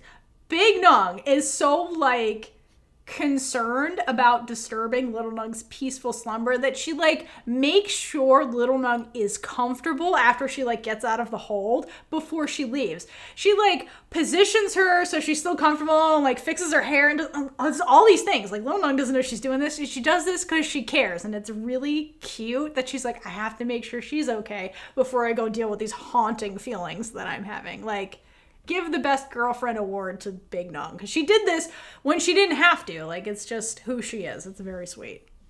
Little Nung's a sound sleeper. Literally. I think she's the one that sleeps through everything, and Big Nung wakes up is the light sleeper. Yeah. Little Nung would sleep through like a hurricane or something. Right. And Big Nung's the one waking up, like just checking if they have to like evacuate it all. Yeah, like literally, that's them. And then Little Nung wakes up the morning. Ah, that was such a good right. I was so peaceful. And Big Nung's like working on 5 minutes of sleep. Yep, that's them. All right. Well, Big Nung is having the emotional version of a hurricane right now, so she gets up and then bravely enters Song's room, which is, I mean, probably for the first time since Song passed, I would imagine. Because this is the room that holds all the guilt. And I think that's why she's partially been afraid of entering the room. Because, Song's memories is haunting the room in her mind, I think. But why tonight? Why tonight? Okay, because she's been in the house. She's been in the Boo Palace for a while now. But tonight's the first night she goes in this room. Why? I think subconsciously she feels braver with Little Nung in the house. Okay, because Little Nung's with her, even though she's not physically with her at this moment. So I think she feels like she can face something because she has that, like, support. So subconsciously, I think that's why tonight. Interestingly, if you look at Song's room, we don't get much of the room. We get some stuff, but not much to, like, form a personality out of Song. But what I did notice is that unlike Big Nung's room, okay, when Big Nung first came back to the palace, after the Grand Man passed, she goes into her room. And when she went into her room, she noticed there's all these things are draped, like to keep dust off of it, like her easel, things like that. Like the Grand Man was preserving the room for Nung to one day, like, take the drapes off and come back and live into it, right? She didn't touch anything. She just left it for Nung whenever she wanted to come back. Song's room doesn't have any of that. Like, there's nothing being preserved here, but the room still exists. And to me, it looks a lot like it, but there's flowers in it. So somebody, like live flowers, there's somebody maintaining the room. So to me, it looks a lot like the Grandmam's room. Like, remember when Nung goes into the Grandmam's room and she's with Auntie Nim and she's like, please keep it the way she had it when she was alive. Like, clean it, put the flowers in here when they die, like keep replaced.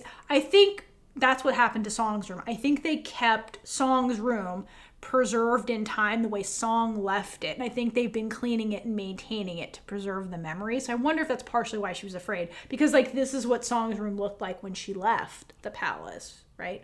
Yeah, but, like, in a way, Big Nung chose to leave. So that was like, there's no reason of preserving it. But Song and the grandmam did not choose to leave. They were taken. So they were like, it's basically a way to pretend like that did not happen. That, and I think it's a way to honor them because they've passed. They can never come back. They never can come back to this room. Versus like the grandman was preserving the room because Nung could still choose to come back at some point. Like it wasn't that she could never come back the way the grandman and Song in their physical bodies could never come back. But like maybe their spirits can come back and stuff. So yeah, they're lesbian ghosts. Yeah, exactly. So the fact that this room was being kept frozen in time, the way Song left it, makes the next sequence even sadder. So in the room, Big Nung gravitates to a framed photo of her and Song that's sitting fully on display, indicating that Song put it there when she was alive, because I think Song genuinely loved Nung and perhaps even missed Nung, because remember, this is Song's room after Nung left the palace and like cut ties with the family. But Song kept this photo of her and her older sister. So that says a lot about Song's headspace when it came to Big Nung, when she was alive. It's also interesting that Song has a picture of only her and Big Nung in her room. My first thought was like, where's Sam? And like, yes, it's plausible that there's another photo of Song and Sam. But just like thinking, if this were to be the only photo, it's interesting that Sam is not included. Yeah.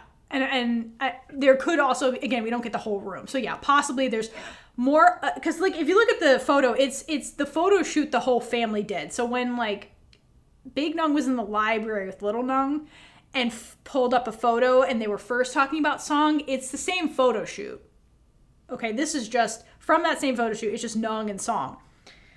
So I wonder if there's other pictures in the room with Song and Sam. They're probably more updated because they had more time together outside of this photo shoot. And also, if there are no photos of Sam, I wonder if it's because Song physically had Sam next door in the house. Like, does she need a photo of Sam? Sam's right there. She could be like, Sam, and Sam will come running into the room because it's Sam. So there's those things. True. Versus, like, Song probably missed Nung because Nung cut ties with all of them, is my interpretation of why Song had this particular photo on display when she was alive. I mean, that's her big sister. That's who she looked up to. Right. It makes sense. Right. So, like, again, which makes it even sadder, and which is why we start getting Phi's award-winning tears immediately, because Song loved her despite the bullshit, right? Despite Nung abandoning them, and that set off this chain of reactions where, like, the grandmam then, like, hyper-focused on Song to the detriment of Song's mental health that probably wasn't already good, and, like, that kind of led to the inevitability of Song just, like, not being able to handle anything and, like, taking herself out of the equation forever.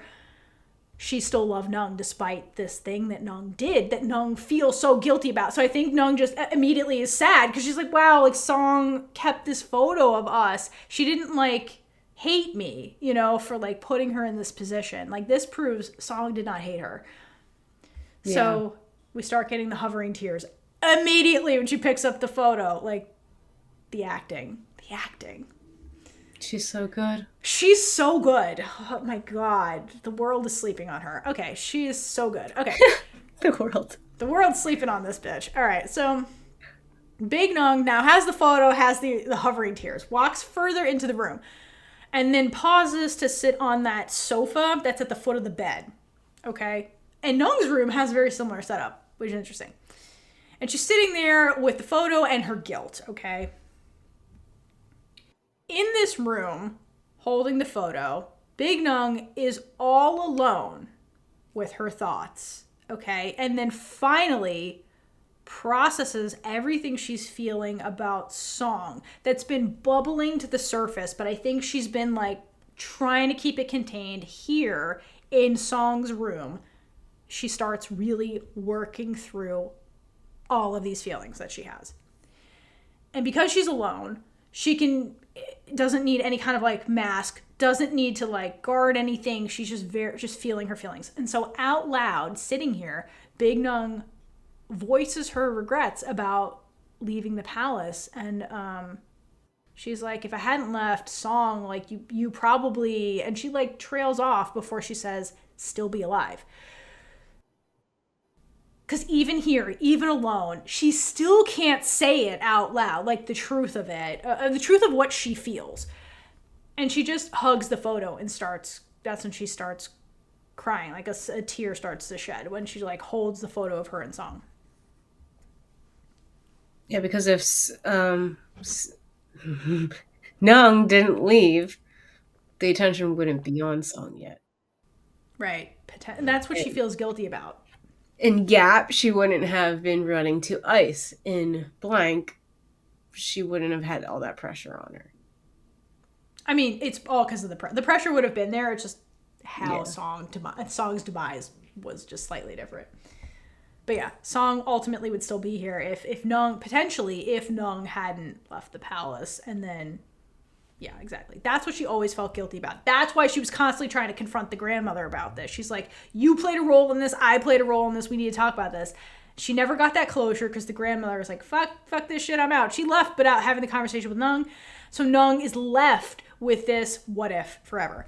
And so she's trying to process this because I think that's what's haunting her. She's like, you know, I'm in this house where I grew up with my sister and my sister's not here. And that's weighing on her. So she's finally starting to process this. Meanwhile, back in Big Nung's room, little Nung senses her girlfriend's in danger, okay, and wakes up from this deep sleep that she's having. And she's like, where is Big Nung? So she wanders the hall, careful not to alert any house staff to the fact that she was sleeping in Big Nung's room. Since she's actually stealthy, unlike the sisters, right? Yes. Yeah. So little Nung makes it all the way down the hallway. And remember, when Big Nung gave her the tour, she's like, never go in these rooms. And little Nung's like, I got manners. I would never. But little Nung winds up in the room. And I think because she saw the light on, because Nung lit the lights on, and the door was probably open, and she's like, oh, fuck, where else would Nung be? So I think she wanders into the room being like, is Nung in here? So I think that's the only reason she entered this room, because little Nung, I believe, does have manners. She did this out of love to be like, is my girlfriend in here? And there she was. So little Nung spots Big Nung sobbing on the couch and moves to go sit next to her. And Big Nung, again, having very powerful feelings, didn't think this was going to happen. And then was like surprised that little Nung found her. So what's her response? Immediately, she tries to put the walls back up. She tries to like reverse what was just happening. And she like wipes her tears away to be like, I'm not sad. Like she tries to start suppressing her feelings, okay? And conceal the fact that she was upset. And is trying her hardest to stop crying, even though it's like, once you tap into these emotions, it's very hard to stop that. But she's doing her best to like put herself back together. But it's impossible because these emotions she has that are tethered to Song have just been bottled up for so long. And Big Nung was finally letting herself process them. So shoving them down is like impossible. But she was somebody who spent a lifetime training herself not to show her true emotions. So this is a reflex that now that somebody else is here, her reflex is to conceal, don't feel, and like be the stoic person, be perfect. It's just such an old habit for her that it's hard for her to break. So while Big Nung is trying to do this, to like revert back to old habits, little Nung asks what's wrong. Because like, you woke up, we were asleep, now you're in Song's room and you're clutching a photo and crying. Like, and little Nung at this point knows that Big Nung gets upset when she starts thinking about Song. So she's like, what is going on? Because like something's not right. And Big Nung doesn't respond because emotions, right? So little Nung starts wiping away Big Nung's tears for her. And at this action, Big Nung looks surprised because I don't think Big Nung will ever fully get used to this level of affection and this level of like caretakingness from little Nung, because she spent her life being the one in charge, being the one that takes care of other people, the one responsible. I don't think she'll ever fully be used to somebody else like taking responsibility for her. The two of them, even when we get to the flash forward part, are both still like, oh my gosh, I can't believe someone's taking care of me. Right. Because they both Right. take turns being the one who's strong and one who is letting themselves break. Absolutely. And it's like it goes back to like the trauma from their childhood and how they were up like raised is with them forever. Like Oh it's yes, some childhood trauma will forever. always be with you. Yeah. And so yeah, that's a really great point, Kaitlynn. So even 20 years later, they're still dealing with this like trauma of like it's okay. She's taking care of me. It's still surprising even then.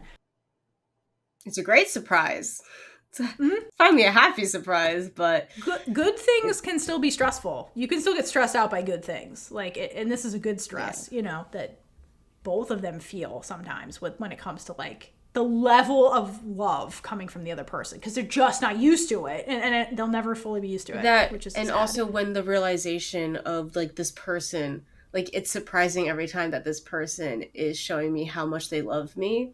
Right. But it's like that good surprise, and it's just like kind of that like sinking feeling like oh, I have someone who's there for me. And I like in a way it sucks that they have that trauma and or have to feel like this all the time, but it's such a great feeling that when you get it that they get to feel that over and over and not take it for granted. Damn. Ooh, that was good. Yeah, it's true. Thank It is you. beautiful. It's beautiful. I love their relationship so much. Okay. It's the more that we talk about it and like the future. I just love that. I know because like so many people focus on how like the future is not like it's going to be so different with like the age gap, but because of how they grew up, the future for them is just so beautiful because they can finally just be themselves. Because after a certain age, no one sees this age gap. Literally. Exactly. And they're like, finally, no one's bringing it up. Like, right. I feel like once Little Nung reaches 30, it's... Who cares? Yeah. Or like right. Maybe 35. Whatever. Once she's like probably out of university, like... Yeah. No, I mean, also no like, who's really tracking somebody's age after that? Correct. That's what I mean. But yeah, it's just really kind of cool to think about their future. And I'm so happy that we got to see it. Yeah. It was necessary. I will say that those scenes in particular are not in the novel, so I'm really glad they added them to show awesome. This is what it actually looked like. Like, it was fine. Anyway. So yeah, let's go back to this scene. That was all very important.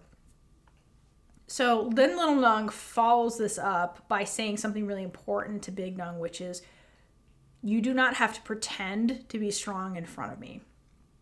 Because Little Nung can see that's what she's doing. She knows her well enough to know that Big Nung does this. She knows her behaviors, that kind of stuff. So let's go back to 105, okay? When Big Nung said to Little Nung, from now on, when you're with me, you don't have to act cheerful. Okay, this is Little Nung cashing that check because in that scene, Little Nung was like, do the same thing with me. And Big Nung was like, what? What do you mean? That's what Little Nung was reminding her. She's like, remember, it's me. You do not have to pretend to feel show me the opposite feeling. Like, feel what you're feeling. Feel them with me. That's what she's saying. And you would think she wouldn't have to say that because we had so many examples when they're good feelings, right? Let's go back to the school 5 minutes ago where she's like, don't run. And that scene, let's go back to that scene. Big Nung was being very straightforward. She said, I'm being blunt about how I feel. When they're good feelings, Big Nung is getting better at just expressing them openly without any kind of hesitation. But these are sad feelings, okay? Sad feelings that make you look weak, right? And those are the feelings Nung as a child was taught to never show other people. And where are we right now? We're in the palace. She's sleeping in her childhood room with Little Nung. We're in Song, her younger sister's childhood room, quote unquote, So she's regressing is the point, okay? Because this is where all the trauma happened. So she's kind of regressing a little bit back into, quote, bad habits, that trauma responses. It's just the environment is affecting Nung, right? Which is why she asks Little Nung, her next thing out of her mouth is, can I do that? Like, asking, like, can I? Do I have permission to, like, show you weakness? Because she was never allowed to do that in this house. So, remember when Little Nung was like, I thought the house was going to be our safe space. Was this ever a safe space for Big Nung? Like, was it really? I don't think it No. was. No. This place is what broke her down. Yeah. Her safe space was the outdoors.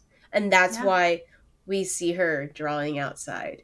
Like that's where she feels the safest. I feel like with the wind around her, just like the breeze, just like that's what calms her and grounds her. Now it's Little Nung, Correct. but drawing, I just think the drawing outdoors because I think we see it a couple of times, and that's why she was designing the gallery outside. Outside. That's a really good read. I also think Nung, her room was also a bit of a safe space because the easel was in there. Mm-hmm. Like, I think that was the closest thing she had to a sanctuary. Maybe the library, because the grandmother probably never bothered her. Because she was like, you're studying? Excellent. Probably never went in there. But as a whole, this house was where the trauma all happened. Like, this was never a safe space for Nung. Like, this was where it all happened, you know? So, When her saying "Can I do that?" is like one of the most heartbreaking lines. listen, And yes. the line delivery is just amazing. Where is her award for the show? Seriously, Where is it? Where is it? I don't even care if it needs to be made up. I mean, she deserves an actual like She deserves a real one. prestigious award. But yes. but like, give her everything. Give her everything. Yeah, this was insane. Yeah, I agree. So I wonder. So two things I think are happening with this line. One, like we said, she's legitimately asking Little Nung a question, but also I wonder if partially this is a rhetorical question, meaning like Big Nung is asking herself if she's capable of being quote weak in front of Little Nung. Because think about their whole relationship. Their whole relationship is Big Nung being the strong one, Big Nung being the one who defends Little Nung, Big Nung being the one who's always there for Little Nung. This is a moment where Little Nung is saying, let me take care of you. It's okay for you to be the weak one. I can be the strong one. So I wonder if Big Nung is asking herself, can I be the weak one? Like, can I? She spent so much time being the strong one. And when she ran away from the palace, part of that was her being independent, quote, and learning to like stand on her own with no support. So like Big Nung has not been able to be the quote weak one and just break down in years. Like, so I wonder if she's actually just asking herself this question, like, can I even do that? Am I capable of it? Is that what she's asking? So here's a situation that presents itself where the roles are reversing. And I think Big Nung is struggling a little bit to relinquish control to Little Nung, right? Because I will say, Big Nung likes being in control, even with Little Nung. That's made very clear in the book. That is something she likes. She likes that part of their dynamic. So, But also, Little Nung was the one needing to be taken care of most of the show because of her family being involved. Where this is, I mean, yes, when the grandmam died, she needed her, but there was all that shit going on with their relationship at that point. So this is the first time where she is being letting her walls down and vulnerable in her own, like battling her demons and letting Little Nung in to take care of her. Like this is the first time we're really seeing Little Nung take care of Big Nung. And yes. I think this is a important turning point in their relationship. This whole episode is really starting with that outdoor scene. Yeah. Oh, that's why 202 is a special episode. I have to say, I this agree. discussion episode is giving me even more appreciation for this relationship in general. And this episode definitely is like the major turning point. That's why my notes are so long, Kaitlynn. It's so good. Theora, wait till next episode. I know, it just keeps getting worse. Okay, but I agree with all of that. And what I also love is what happens next. So once again, Little Nung demonstrates she has the emotional maturity in this relationship. Because she tells Big Nung, of course you can be vulnerable with me. We are lovers now.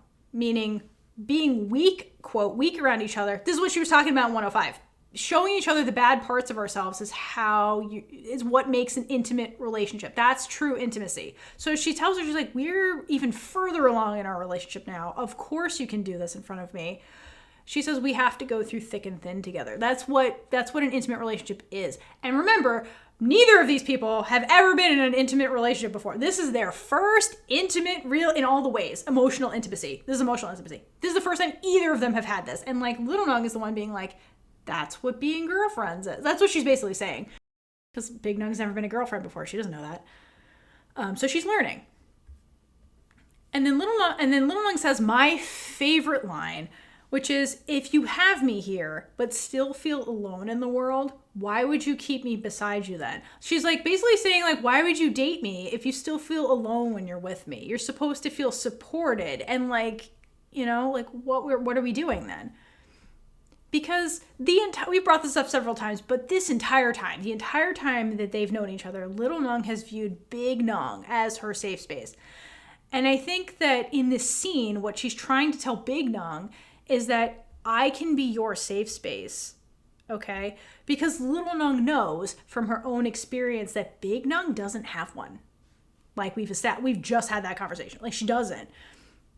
So Little Nung recognizes that despite their relationship moving forward, Big Nung is still guarded. And because of this, Big Nung is still keeping a degree of emotional distance from Little Nung. It's getting better. We're getting, again, the happy moments. Big Nung is getting better at being less guarded. But when it comes to like the things that are weighing on her, the things that are like the ugly parts of her, Big Nung is still struggling with sharing that.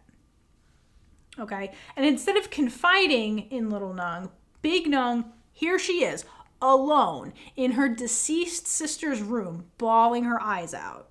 Okay, instead of processing this with, like, she could have woken up Little Nung and had the conversation, and Little Nung would have woken up and been there for her immediately.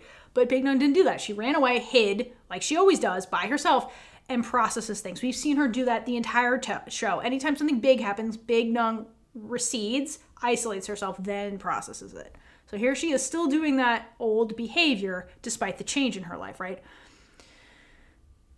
So I think this conversation with Little Nung, in the conversation, Big Nung realizes like that she had that. I don't think she ever thought she had that option, that confiding in another human being was an option. Okay, which is really sad and speaks to the level of her residual childhood trauma, like we've said. But on a more personal level, I think Little Nung really wants Big Nung to be as comfortable around her as she is around Big Nung.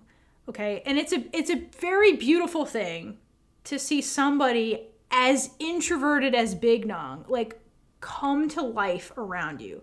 That's one of my greatest joys in life, is getting introverted people to be more extroverted, because it means they're comfortable. Okay, and I think that Little Nung loves that she has that effect on Big Nung. She can see her like true feelings emerge now more and more, and that's a beautiful thing, and that's intoxicating. And you're like, I want you to keep doing this on all the levels. That's partially what Little Nung is trying to get Big Nung to do in this scene. And by Little Nung giving Big Nung permission to break down by saying like, let me be your shoulder to lean on, I think Big Nung, despite it sounding obvious, I think she needed to hear that, because I don't think she considered that an option ever. I think she was taught to just be stoic, deal with shit on your own, never talk. Like the grandmam, she's like, we need to talk about something. The grandmam's like, absolutely not, we'll never talk about this. That was the environment Big Nung came from. So like, I don't think she's like, I can't confide in people. Like, I don't think she knew how or knew it was an option. So it's so sad that like Little Nung's like, no, it's okay. I'm giving you permission to do it. You know?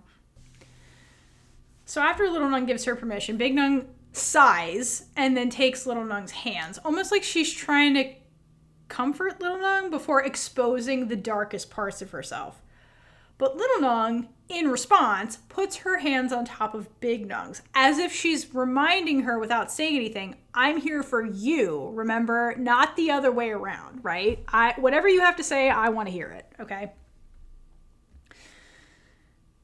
Big Nung summons all of her courage and unburdens the guilt that she's been carrying by telling Little Nung, I'm not this perfect, good person that you think I am. Like, I think she's always felt guilty about that, because Little Nung puts her on this impossible goddess level pedestal, because Big Nung. And Big Nung's like, I'm not a perfect person, and that you see me as one, you know? And I'm not good either. I've done some fucked up shit. And while we've mentioned that like Big Nung is an experience of being truly vulnerable, and that's partially what we're getting in the scene, I think she's also afraid of being fully honest, because part of what she's guilty about is like Little Nung will judge her and decide that she's unworthy of loving once she sees the darkest parts of her. I think that's what she's also afraid of, is losing little Nung. Oh yeah, because when you have that much trauma and you're like, I have to be a certain way around other people to make it like socially acceptable, but if they really saw all the dark parts, it would be too much for someone else to handle. It would just be a burden on them. Right, and especially because part of what she's guilty about involves little Nung. But the other thing, too, I agree with that. The other part is like being perfect and, not showing weakness is how she got her grandmother to love her. So I think she equates those things with love in her brain because of the childhood trauma stuff. So she's like, if I show you the bad parts, you won't love me. I think that's also like in her brain because that's how she was raised.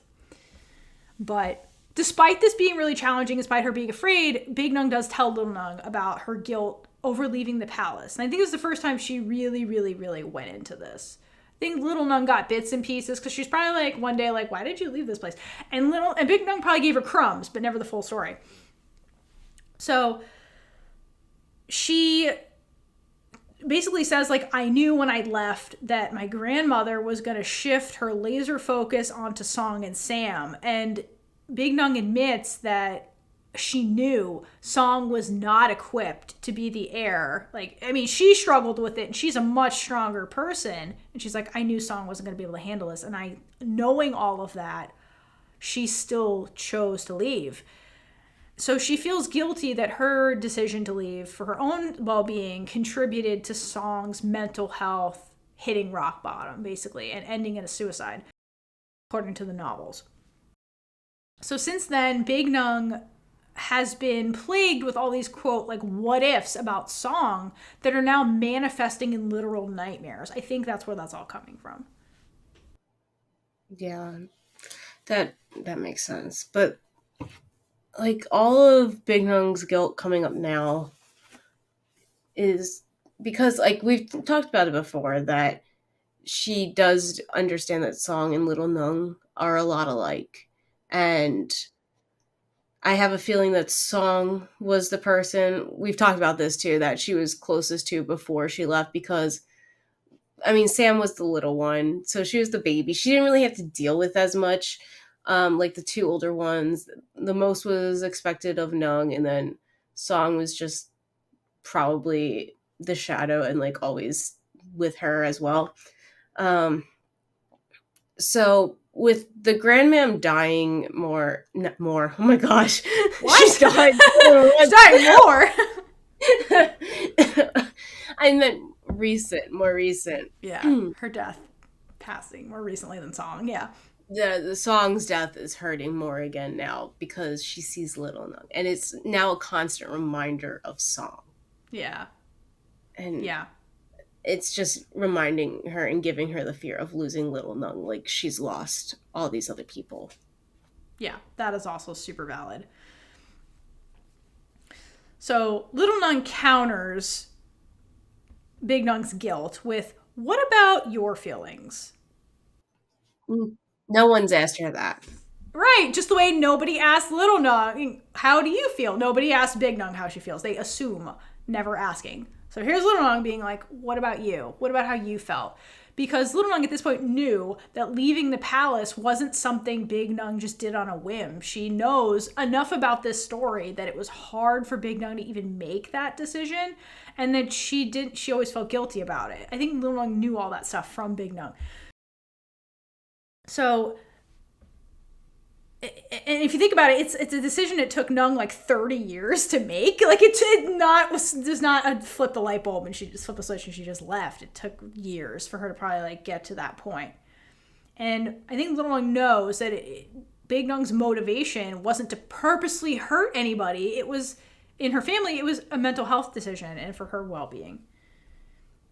But like, because it happened quite long ago now, it's so much easier to forget the reason why she did stuff and just focus on like, oh, I should have been here. I shouldn't have done that. But no, she's forgetting that she really did have a valid reason for doing all of it. But it's just been so long that the guilt's there and not the reasoning behind it. That, and I also think that Big Nung, like, I mean, I understand her in this scene. Like, I think she's fixating on the consequence. Not, yeah, she's personally in a better position now, but like, Song's dead. And she can't undo that. Like, and she's like, I know this contributed to that. Like, imagine trying to live with that guilt of like, I made a decision for me because I mean, yeah, she had to get out of there. But what was the cost was my sister's life. That's kind of how she's thinking about it. Yeah. Like, and you can't blame her for that. Like, the two things are linked forever. And that's a lot to live with forever, you know, that like she's always going to be thinking. Always. If I would have just done that one thing differently, would my family be together still? Yeah, exactly. That is exactly what she's plagued with. But Little Nung makes an insane argument, not insane in a bad way, insane because her emotional maturity, like a great argument, which is if Song was this kind and loving sister like you told me, then she would have wanted you to escape and be happy. And I think that's evident by the fact that the photo is still in Song's room. Like, I think Song had to have seen how Nung was struggling. Because remember, you mentioned this. Song was a middle sister. So she was like kind of like probably ignored the most because Sam's the baby who gets focused on. Nung's the heir who's super focused. The grandman probably didn't have a lot of space for Song until like Nung was gone. I feel like Song was like Nung's little shadow. Right. Because they were like closer in the background, but yeah, she was always there with Nung, just seeing her go through. But she was like ignored. Right. Kind of. Yeah, so the focus was never really on Song. And Song probably watched what Nung went through. She probably watched the hell Nung went through. Remember a Gap where the grandman was burning all her drawings? Like, Song saw all that shit. So she was like, wow, my sister's miserable. Like, you know, and Little Nung is making a valid point. I think what Little Nung is saying is, like, if your sister loved you the way I loved you, the way I love you, I would also want you to get the hell out of this, regardless of what it did to me. So I think that's what the argument she's trying to make, that Song was probably happy you left because she watched you suffer, which is true. I think. We don't get confirmation, but I think that's true. Like, Sam probably also was like, no, probably needed to get the fuck out of here also because, like, but Sam was probably too young to, like, really put together what was happening, but I think Sam was probably knew pieces of it to be like, that, yeah, I guess that was some fucked up shit her grandmother was doing. Anyway. And, yeah, okay, so you basically made this point. So I think that the Song guilt, why it's manifesting so strongly now, is because Big Nung found her happiness. And I think, which is Little Nung. And I think that makes her feel even more guilty that she's happy while Song is dead. Like, Song never gets to have her happiness. Song's dead. Like, I think that's the other thing that she's feeling guilty about. She's like, I'm doing so well because I left the palace. That's how she met Little Nung. That is how she found her happiness, because she made this big decision. And she's like, it was at the cost of my sister's life. And I think that's the other reason, like, now it's also manifesting. It's all Little Nung's fault, is what I'm saying. Oh my gosh. In a good way, she needs to deal with this. And, like, my biggest gripe with Gap, the series, was that, like, with Nung, I was like, Nung is being, like, Nung seemed crazy and deranged in Gap, the series. And, like, especially when it came to, like, her brushing off the Song stuff. And I was like, this is fucked up. Like, that this woman never thought about this. So I'm really glad we get this scene where, like, Nung really processes Song, because that is such a huge thing that happened in her life. And, like, Sam Nung really makes sense. This the Gap makes sense. Nung made no sense. That Nung made no sense, the one in Gap. This Nung makes so much more sense. So I was waiting for this since I found Nung in Gap, and I'm really glad it's I was like, what the? If you don't believe us, go back to our Gap discussions. I had a whole rant about Nung where I was like, what the fuck is this? I was so happy when I saw this. I was like, yes, thank you. This is huge. This is trauma. Let them process the trauma. Okay, so after Little Nung says, what about you?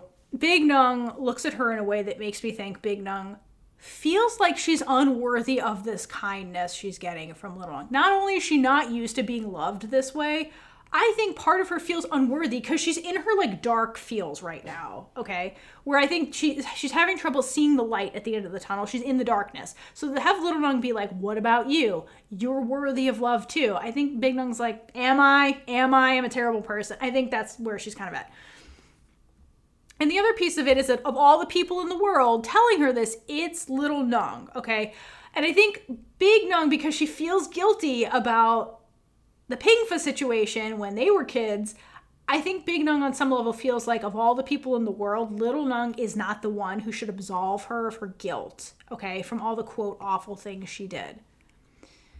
So I think that's why, without saying anything, Big Nung grabs little Nung's hand, okay, like clasps them and then kisses them while like bawling her eyes out, because I think it's her silent way of saying, I love you. But Big Nung is also bracing herself for the rejection that's about to come with her next admission, because she still feels like she played a role in doing something awful to little Nung. This poor girl is going through it, because like once you start processing like one little bit of trauma, it just all comes flooding out. And so yeah, like we know Big Nung is still feeling guilty about little Nung almost not being born. And I feel like she's always going to carry that with her. Correct. Because she's looking at the person she loves the most in the world now and being like, if her mom went through all of that, I would not have my happiness anymore. Right. And while Pingfa didn't do it, Big Nung has to live with the knowledge that like she still told Pingfa to get an abortion, basically. So like she still did say those things. She can't untake that thing she said away, right? Pingfa's decision was Pingfa's decision, but like Big Nung's like, I still almost played a role in this. I still did that, and we'll have to live with that forever, like you said. Yeah. And I think that Big Nung is upset that she thinks that she keeps making mistakes over and over, but she hasn't realized how much she has grown since little Nung has entered her life, and that she still has so much more ahead of her to do right. She's so focused on the mistakes she's made in the past that she's not giving herself the opportunity to grow more and to correct the future and not just lean on the past. Yeah, I can see that. I think the mistakes is the crux of everything, okay? This is the crux of the whole show. It's why she's so indecisive now. It's why a lot of their relationship was Big Nung oscillating between, should we do this or we shouldn't do this? Should we do this? We shouldn't do this. And it's not because I don't think she can see good in the future. I think she's so focused on avoiding making more mistakes. Like she's like, I'm worried that every time, because like think about these situations she's worried about. Every time Big Nung made a decision, it was a decision she thought was right. She's like, I think this is the best thing to do. So every time she makes a decision she thinks is best, something bad happens. So I think now in the future, she's like, I'm worried about making something bad happen in the future. So I have to make sure my decisions in the present are the best possible ones. And they can't just be the best ones for me. They have to be the best ones for... So she's always thinking like, well, if I make this decision, how will it affect this person? What if this happens? She's thinking like 10 moves ahead. Like she's trying to play chess with all of her decisions and be like, okay, but if I do this, this might happen. And then this might happen. And then this might happen. And then World War III might happen. So like, I can't do that. But if I do this... So she's constantly in her head because she's doing these mental like simulations to figure out how to avoid a bad outcome constantly. So it makes her super indecisive because she's worried about deciding and then making a mistake that could affect everybody. And like, that's why like their relationship is she's so guilty about it, because she's worried little Nung is going to have a bad outcome. That's what she's worried about. Because look what happens to, and like all the people that she's worried about are people she genuinely loves and cares about. She's like, I keep destroying the people I love, like with my own decisions. And like, I'm trying to make better decisions, but it's hard. Making decisions are hard, period. It is. Yeah. So after she admits to little Nung, I keep making mistakes over and over again. That's the thing. That's the root of all of this. Big Nung says, I'm sorry to little Nung, and probably Song's ghost who's in the room. And little Nung immediately, I think she's also saying it to Song, like I'm sorry, Song also. Little Nung immediately reassures Big Nung, like, look at me, I'm fine. Why are you saying you're sorry to me? I'm fine. Despite whatever the hell happened with my mom, I'm still here. I'm queer. Look at this. I'm fine. And Big Nung looks stunned. Like, again, like, this is brand new information. And she reaches for little Nung's face almost like she's trying to touch her to believe she's okay and she's there. And also, like, I think Little Nung reads this differently, or perhaps not. So Little Nung is like, look, reassures her, like, I'm not going anywhere, I'm here. But also, like, once she grabs her face, Little Nung's like, I don't think you can give yourself today. So I wonder if, like, she thought this was the start of sex, and she's like, look, we're not going to do that. Last time you were sad, we did sexy times to make you unsad. We're not doing that this time. I don't think you're in a good place. It did not end well the last time. It was terrible. But also, like, that's a Band-Aid solution. Okay, that's like escaping your feelings is not processing them. It's a break from them, not how you get through them. So I think Little Nung's like, we're not doing that. You're not in the right place for that. I'm here. I'm going to support you. No matter how ugly you think this all is, I'm here for you. Like, basically Little Nung's like, I'm in this relationship 100%, the good, the bad, and everything in between. And she basically tells Big Nung, it's okay that you're not okay today. Like, that's okay. This is a lot for you to process. But can you please forgive yourself? I love that she says this. This is the most emotionally mature thing anybody says in this entire show. It's so remarkable that she even says this because that's the problem. Big Nung cannot forgive herself. That's why she's trapped in this cyclical, guilty cycle because she can't forgive herself for what she did in the past. Like you were saying, Kaitlynn, in order to move forward, that's just her mindset now in the present of like, I'm trying to avoid making new mistakes that hurt people, and she's just trapped. So Little Nung is saying, you got to forgive yourself. That is how you actually move forward, is by you forgiving yourself for these things. Like, damn, Little Nung, that's crazy. She should be a therapist. No, Little Nung will forever and always be more emotional mature than anyone else in this show. Amazing. Like, it has to be from consuming media growing up because there's no other way for her to achieve this with the family that she has. They were all nuts.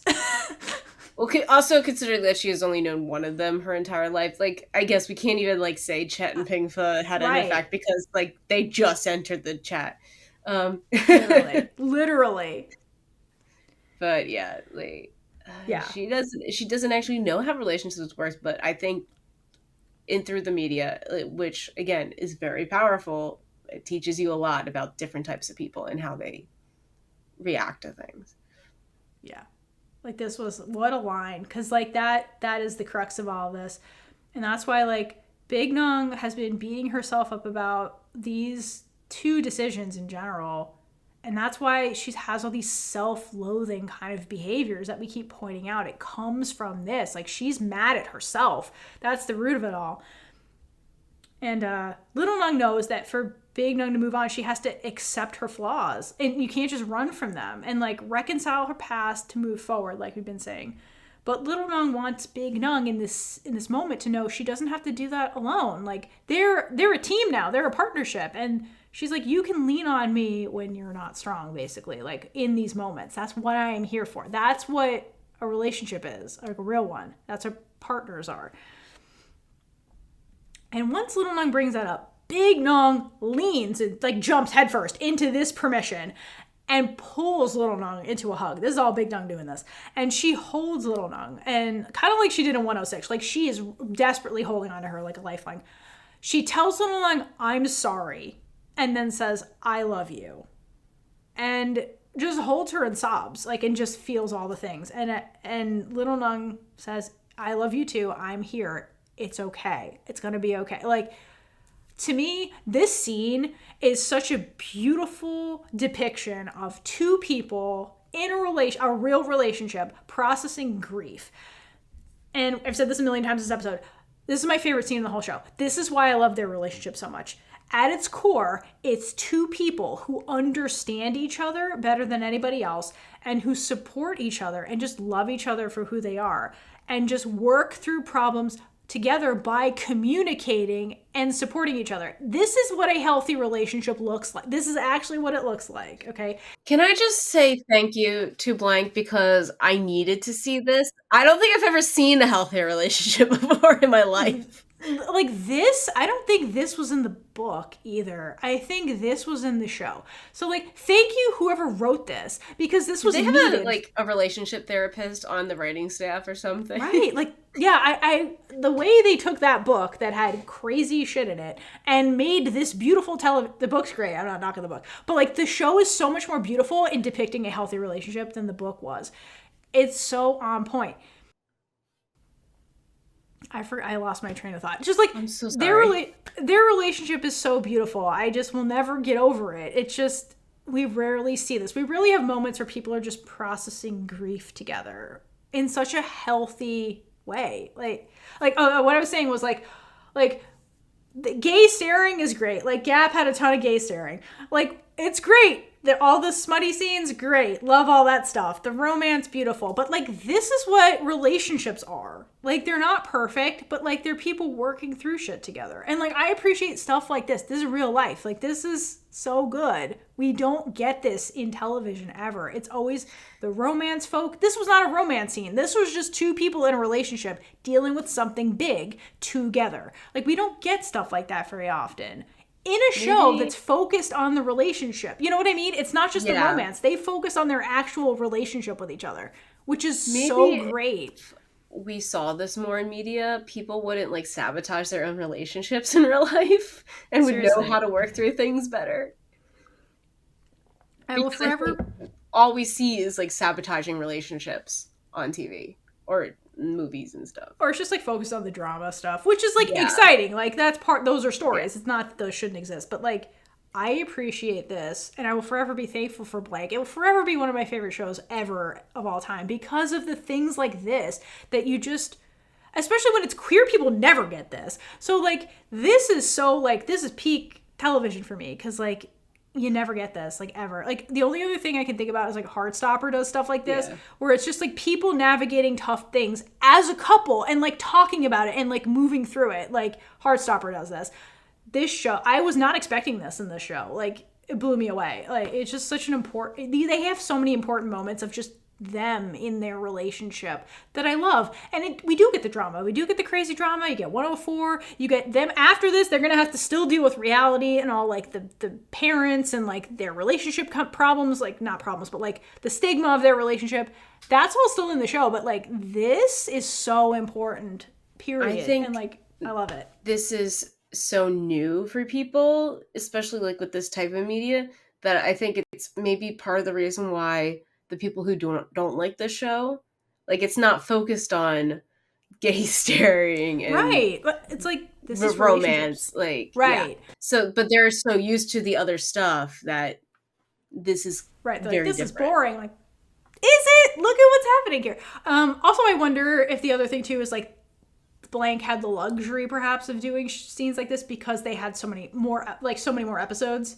Like, if they only had 8 episodes to do Blank, like Reverse for You, if they only had 8 episodes, they weren't an hour, they would have to cut this. Like, yeah. So I think because they had more episodes, they got funded properly for season 2. Maybe that's why this is in here. And I'm so glad it is, because it's such a powerful scene that the characters both needed. It bonds them. It solidifies their relationship as legitimate and like healthy and real, and like in a way that like having sex doesn't. You know what I mean? It's like, it's more of an actual relationship moment. Basically, Gap walked so Blank could roam. Correct. That is the exactly. You said it. We said it here first. I'm sure other people have said it. Exactly. Gap walked so Blank could just take off to the moon with what they did with this show. They soared. They soared. Yeah. So, if you didn't appreciate that scene before, I hope you do now, because that's my favorite scene in the show. Okay. So then from there, we pivot hard into the opening ceremony for Big Nung's gallery.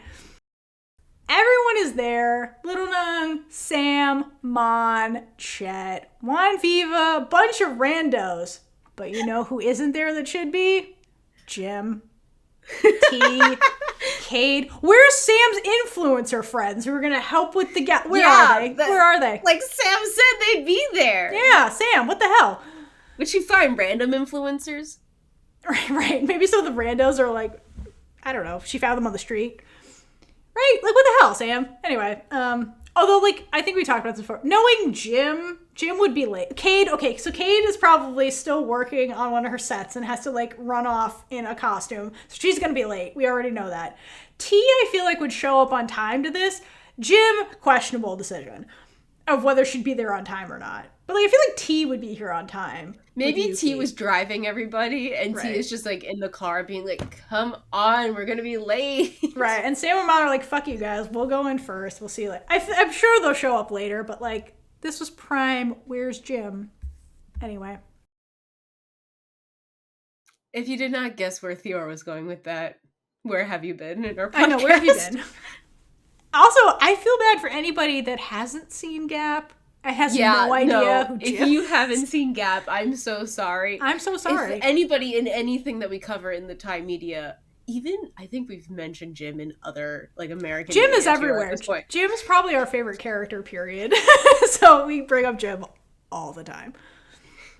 I'm pretty sure we talked about Heartstopper once. It brought up Jim. Like, Jim just keeps showing up. I'm pretty sure Jim was in a Heartstopper. I'm pretty sure Jim was in a Heartstopper thing. We just bring up Jim all the time. I love Jim. Do yourself a favor and just watch some of Gap the series so you understand who Jim is.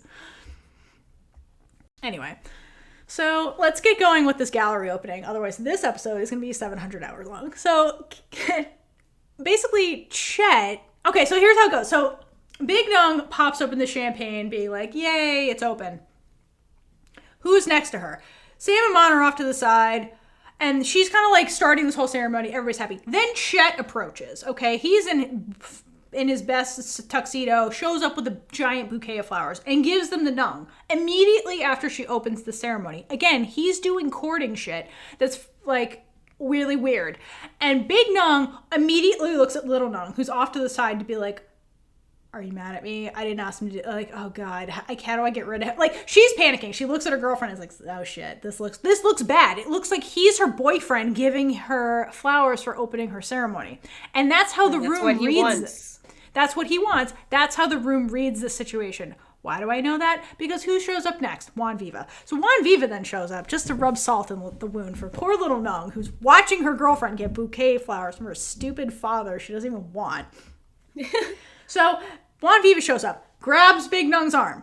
So that's already bad. And Big Nung keeps looking at Little Nung like, I'm so sorry.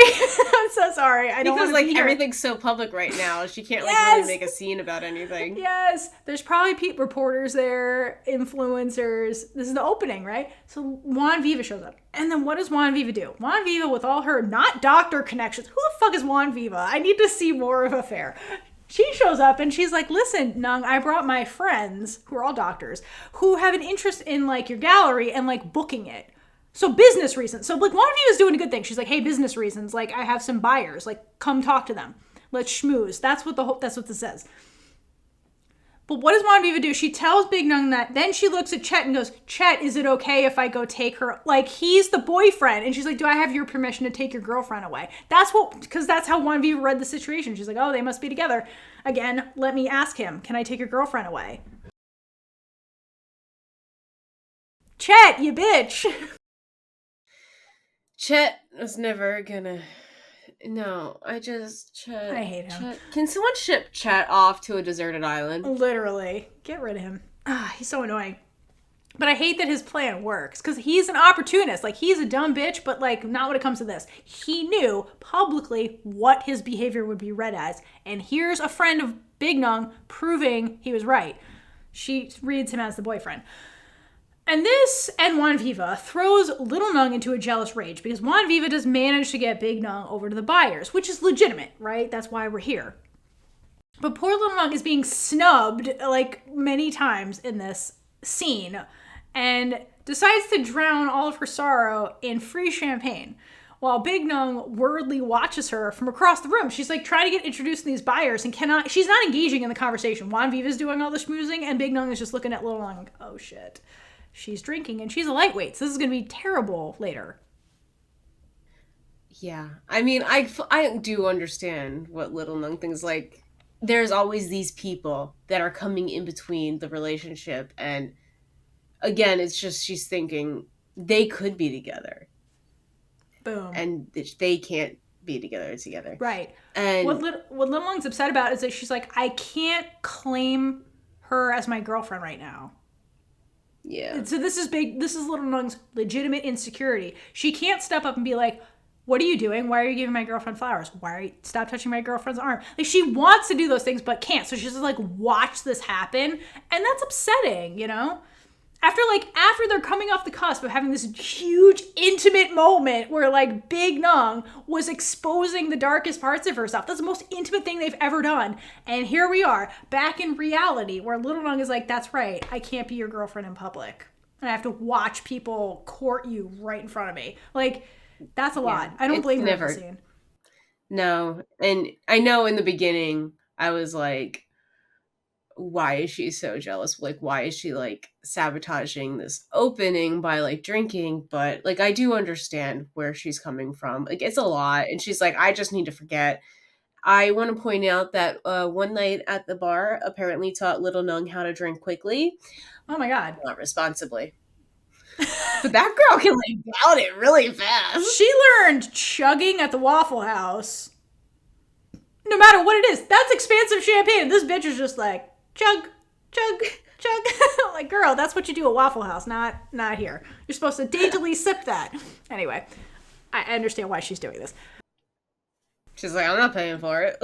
Okay, but let's go back to this scene. So, like, to be fair, though, Chet's being a bitch. He's trying to be like, I'm staking a claim on Big Nung. That's what he's doing. Juan Viva, though, while she's being clingy, because that's how she is, she's legitimately trying to be like, Nung, business. She's actually trying to help her out here, which is like, okay. And then Big Nung, while she's like longingly looking at Little Nung, you also could be like, why don't you just go talk to Little Nung? It's like she is trying to like get this business off the ground. So like I kind of understand like why Big Nung doesn't do an action in this scene. She's in a business meeting. What I have a question about is why Mon and Sam are watching this and not doing anything. Why don't they go over to Little Nung and be like, hey, Little Nung, this is probably upsetting for you, because they know about their relationship. They just watched all this shit go down, yet they do nothing. I'm kind of mad at them in this scene for not going to Little Nung. That's true. And, like, comforting her. Or at least, like, giving her company, because now Little Nung, it does not know. I mean, yes, she knows people in this room, but it's not relevant for her to go up and talk to anybody. Yeah, and she's not going to talk to Chet. Fuck that guy. So, yeah, exactly, No. like, why aren't Mon and Sam looking out for Little Nung in this scene? I'm kind of mad at them a little bit, not going to lie. That is fair. Especially Mon. Yeah. I feel like out of everyone, Mon would go over and at least just start talking about either the podcast or something.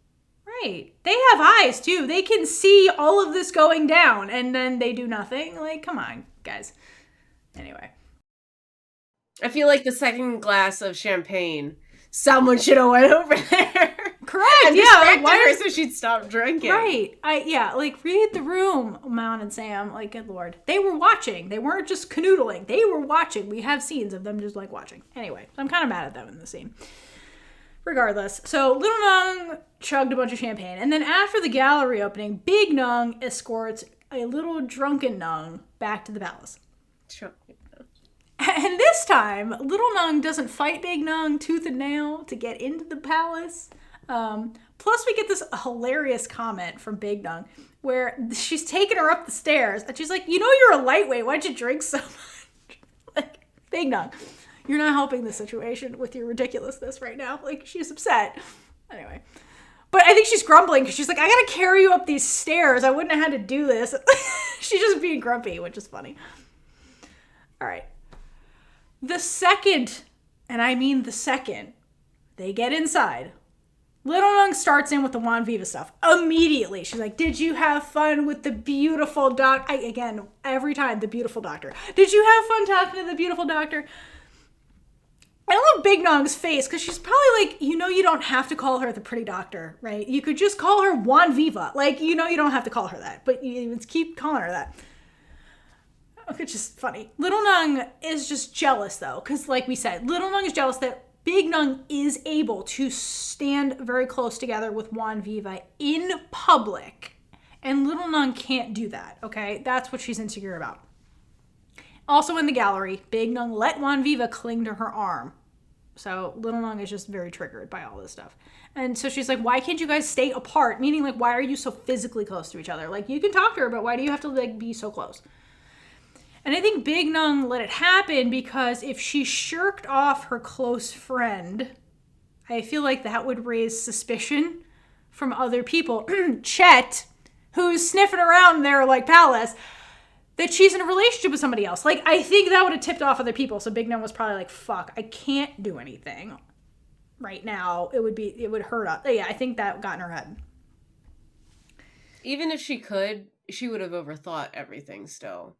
And she would have been paralyzed and not be able to do anything.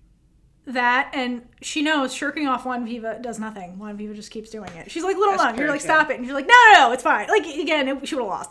So she's like, this is just going to be the worst. But for once in this conversation, Big Nung has the brain cell. And she says, I think you're too drunk for this conversation. So why don't I take you upstairs to your room? You go to sleep, sober up, and we'll talk about this in the morning. Okay, she has the brain cell here. But Little Nung is not having this because she's fucking upset. Because Juan Viva makes her feel so insecure that she needs to immediately reassure herself that Big Nung is hers. Okay? So she does the one thing Juan Viva can't do, which is aggressively make out with Big Nung. Okay? And Big Nung tries to stop this at first because brain cell, right? She's drunk. Also, they're in the palace, and the welcoming committee should be arriving any second now. And she's like, we can't do this here. But Little Nung refuses to yield and does it again. And Big Nung gets all serious afterwards and says, you want to do this, right? And I think what she's really saying is, you want someone to catch us. That's what you want. Will that make you happy? She's like, fine. Let someone catch us in style then. So then Big Nung pins Little Nung against the wall. Hot. And then we get an aggressive makeout session done by Big Nung. And we get the famous 360 kiss that happens. I have a question. Here. Why is it called 360 kiss? Because I've been trying to figure this one out, and I have not. What? Seriously? Big Nung does the 360 thing. Did you not see this kiss? She does like a circle, man. That's what it's called. She does the full circle. It's probably more like a 180 if you're actually doing degrees. Okay, thank you. Because I was like, I only saw 180. She goes round, man. It's 360 kisses, what it's called. All right. Okay. That's what the fandom calls it. So as predicted, the welcoming committee in the form of Auntie Nim comes to welcome them and catches them mid-makeout. And they are 100% not on the same page when they get caught. Because Big Nung looks very unsettled, but Little Nung looks pissed off that they were interrupted because that kiss was heating up. And she's like, damn it. I'm pretty sure Little Nung was pissed. I'm pretty sure Little Nung was like, fuck me in the hallway. I'm pretty sure that's what she wanted. She's like, prove to me right now that you're mine in all the ways. And then I think that's where the servants see. Right, let them all see. Yeah, and Big Nung was like, someone's going to interrupt this. Is this what you wanted? At least let's do this right if we're going to get caught. So that's where it ends. Damn. Any other thoughts about this episode? I realized we didn't actually name any Taylor Swift songs during this part, which weird. Is we've we named okay? a bunch of other things. We did. A lot of other music. And I'm trying to... It's... I know. I don't know. What's the don't song know. about jealousy? Oh, there's so many songs about jealousy. Damn. Oh my god, we're stumped. I can't know. believe we're I'm actually stumped. There's so many songs that I can't even also that think. I'll have to think on this one some more. I can't think of a Taylor Swift song right now that would relate to this episode. You stumped us, Blank. Good job. If you can think of one, leave us in the comment. Oh yeah, if you can tell us some, that would be really, really great. That'd be really helpful because our brains are not working right now. So I guess we got none. Big Gay Energy Award.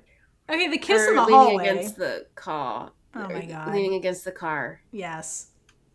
No. And Big Nung being like, you want us to get caught? Let's get caught the right way. And it's like, corrects the drunk makeout session. Is like, we're going to do this right. Let's make this as hot as possible. And Big Nung and Little Nung being pissed off when they get interrupted. Those two things together. She's like, damn it, Auntie Nim. This is getting good. That was hilarious. Maybe also the sapphic lesson, too. Well, if Chet didn't interrupt. If Chet didn't interrupt, yeah. That had a bunch of big gay energy. Also, like, Little Nun getting 10,000 views on her first podcast clip. Oh my gosh. Good job, girl. What about the big Gay Audacity Award? Chet showing up. Chet showing up. And also Juan Viva, like, being Juan Viva. Being Juan Viva. Just being Juan Viva. She has a lot of big gay audacity. Let's keep it 100. Yes, okay, so she does. Now, Kaitlynn, secret word. Okay. So, because these episodes are so long, we always want to know if you made it to the end to listen to our full rambles. I've used this. Okay, so it started out with supposed to be hard to spell words that you were supposed to use randomly. Now it's just going to be random words that come to my head. The last episode, you have two options for this one. The last episode was supposed to be croquette, but I said it as croquet. So we let you pick which one. So you can either do the opposite one that you picked for this one. So either croquet or croquette, depending on what you did last time. Or you can incorporate hissy fit into a comment or a review. That's a good one. Why hissy fit? I don't know. But that's what my brain came up with. I was listening to Taylor Swift, and I guess a word that was somewhere reminded me of hissy fit, and it didn't. It meant nothing near it. But that's what I came up with. So you're welcome. Surprised me. So many of you have been doing it recently, and it makes me so happy when I see them. And trust me, I know, because multiple people do it, I can figure out what the word was. Because I'm like, oh, that's a random word that's in multiple comments now. It's amazing. I love it. Thank you, everyone. Playing along. It makes Kaitlynn very happy. We appreciate that. I also just love it because then our comment section is really random, so that people are just passing by and looking at the video, and they're like, what are these comments? I just love that. That makes me happy. Because then it also intrigues people. Think about that with reviews. Because I think if people are looking at reviews of because like you don't even get any context. No context, exactly. Best. Anyway, so bonus points if you do it in a review. We haven't had reviews recently, so that would be amazing. It's okay. We love you guys. Thank you for all your participation. Thank you for coming along on this journey. It's been a journey. We're having a blast. We're not even done yet. We are not done. We have 4 episodes left. 5 episodes left. 5? No. Secret episode. 3, 4. Oh, yeah. The secret episode. The Secret of Us episode. Not about the Secret of Us. Not about the Secret or of Us. Or is it? No, it's about blank. So, yeah. No worries. We'll give you hints when we get there. We're going to ask for your participation in that episode also eventually, so we'll keep you posted. It's an evolving thing. Don't worry. Yeah, we don't fully know what's going to go on in the secret. We have a rough outline. There's always an outline. So we'll get there when we get there, and we'll keep you posted. And until next time, hydrate for lesbian Jesus. And gay it up all over the place. Bye. Bye.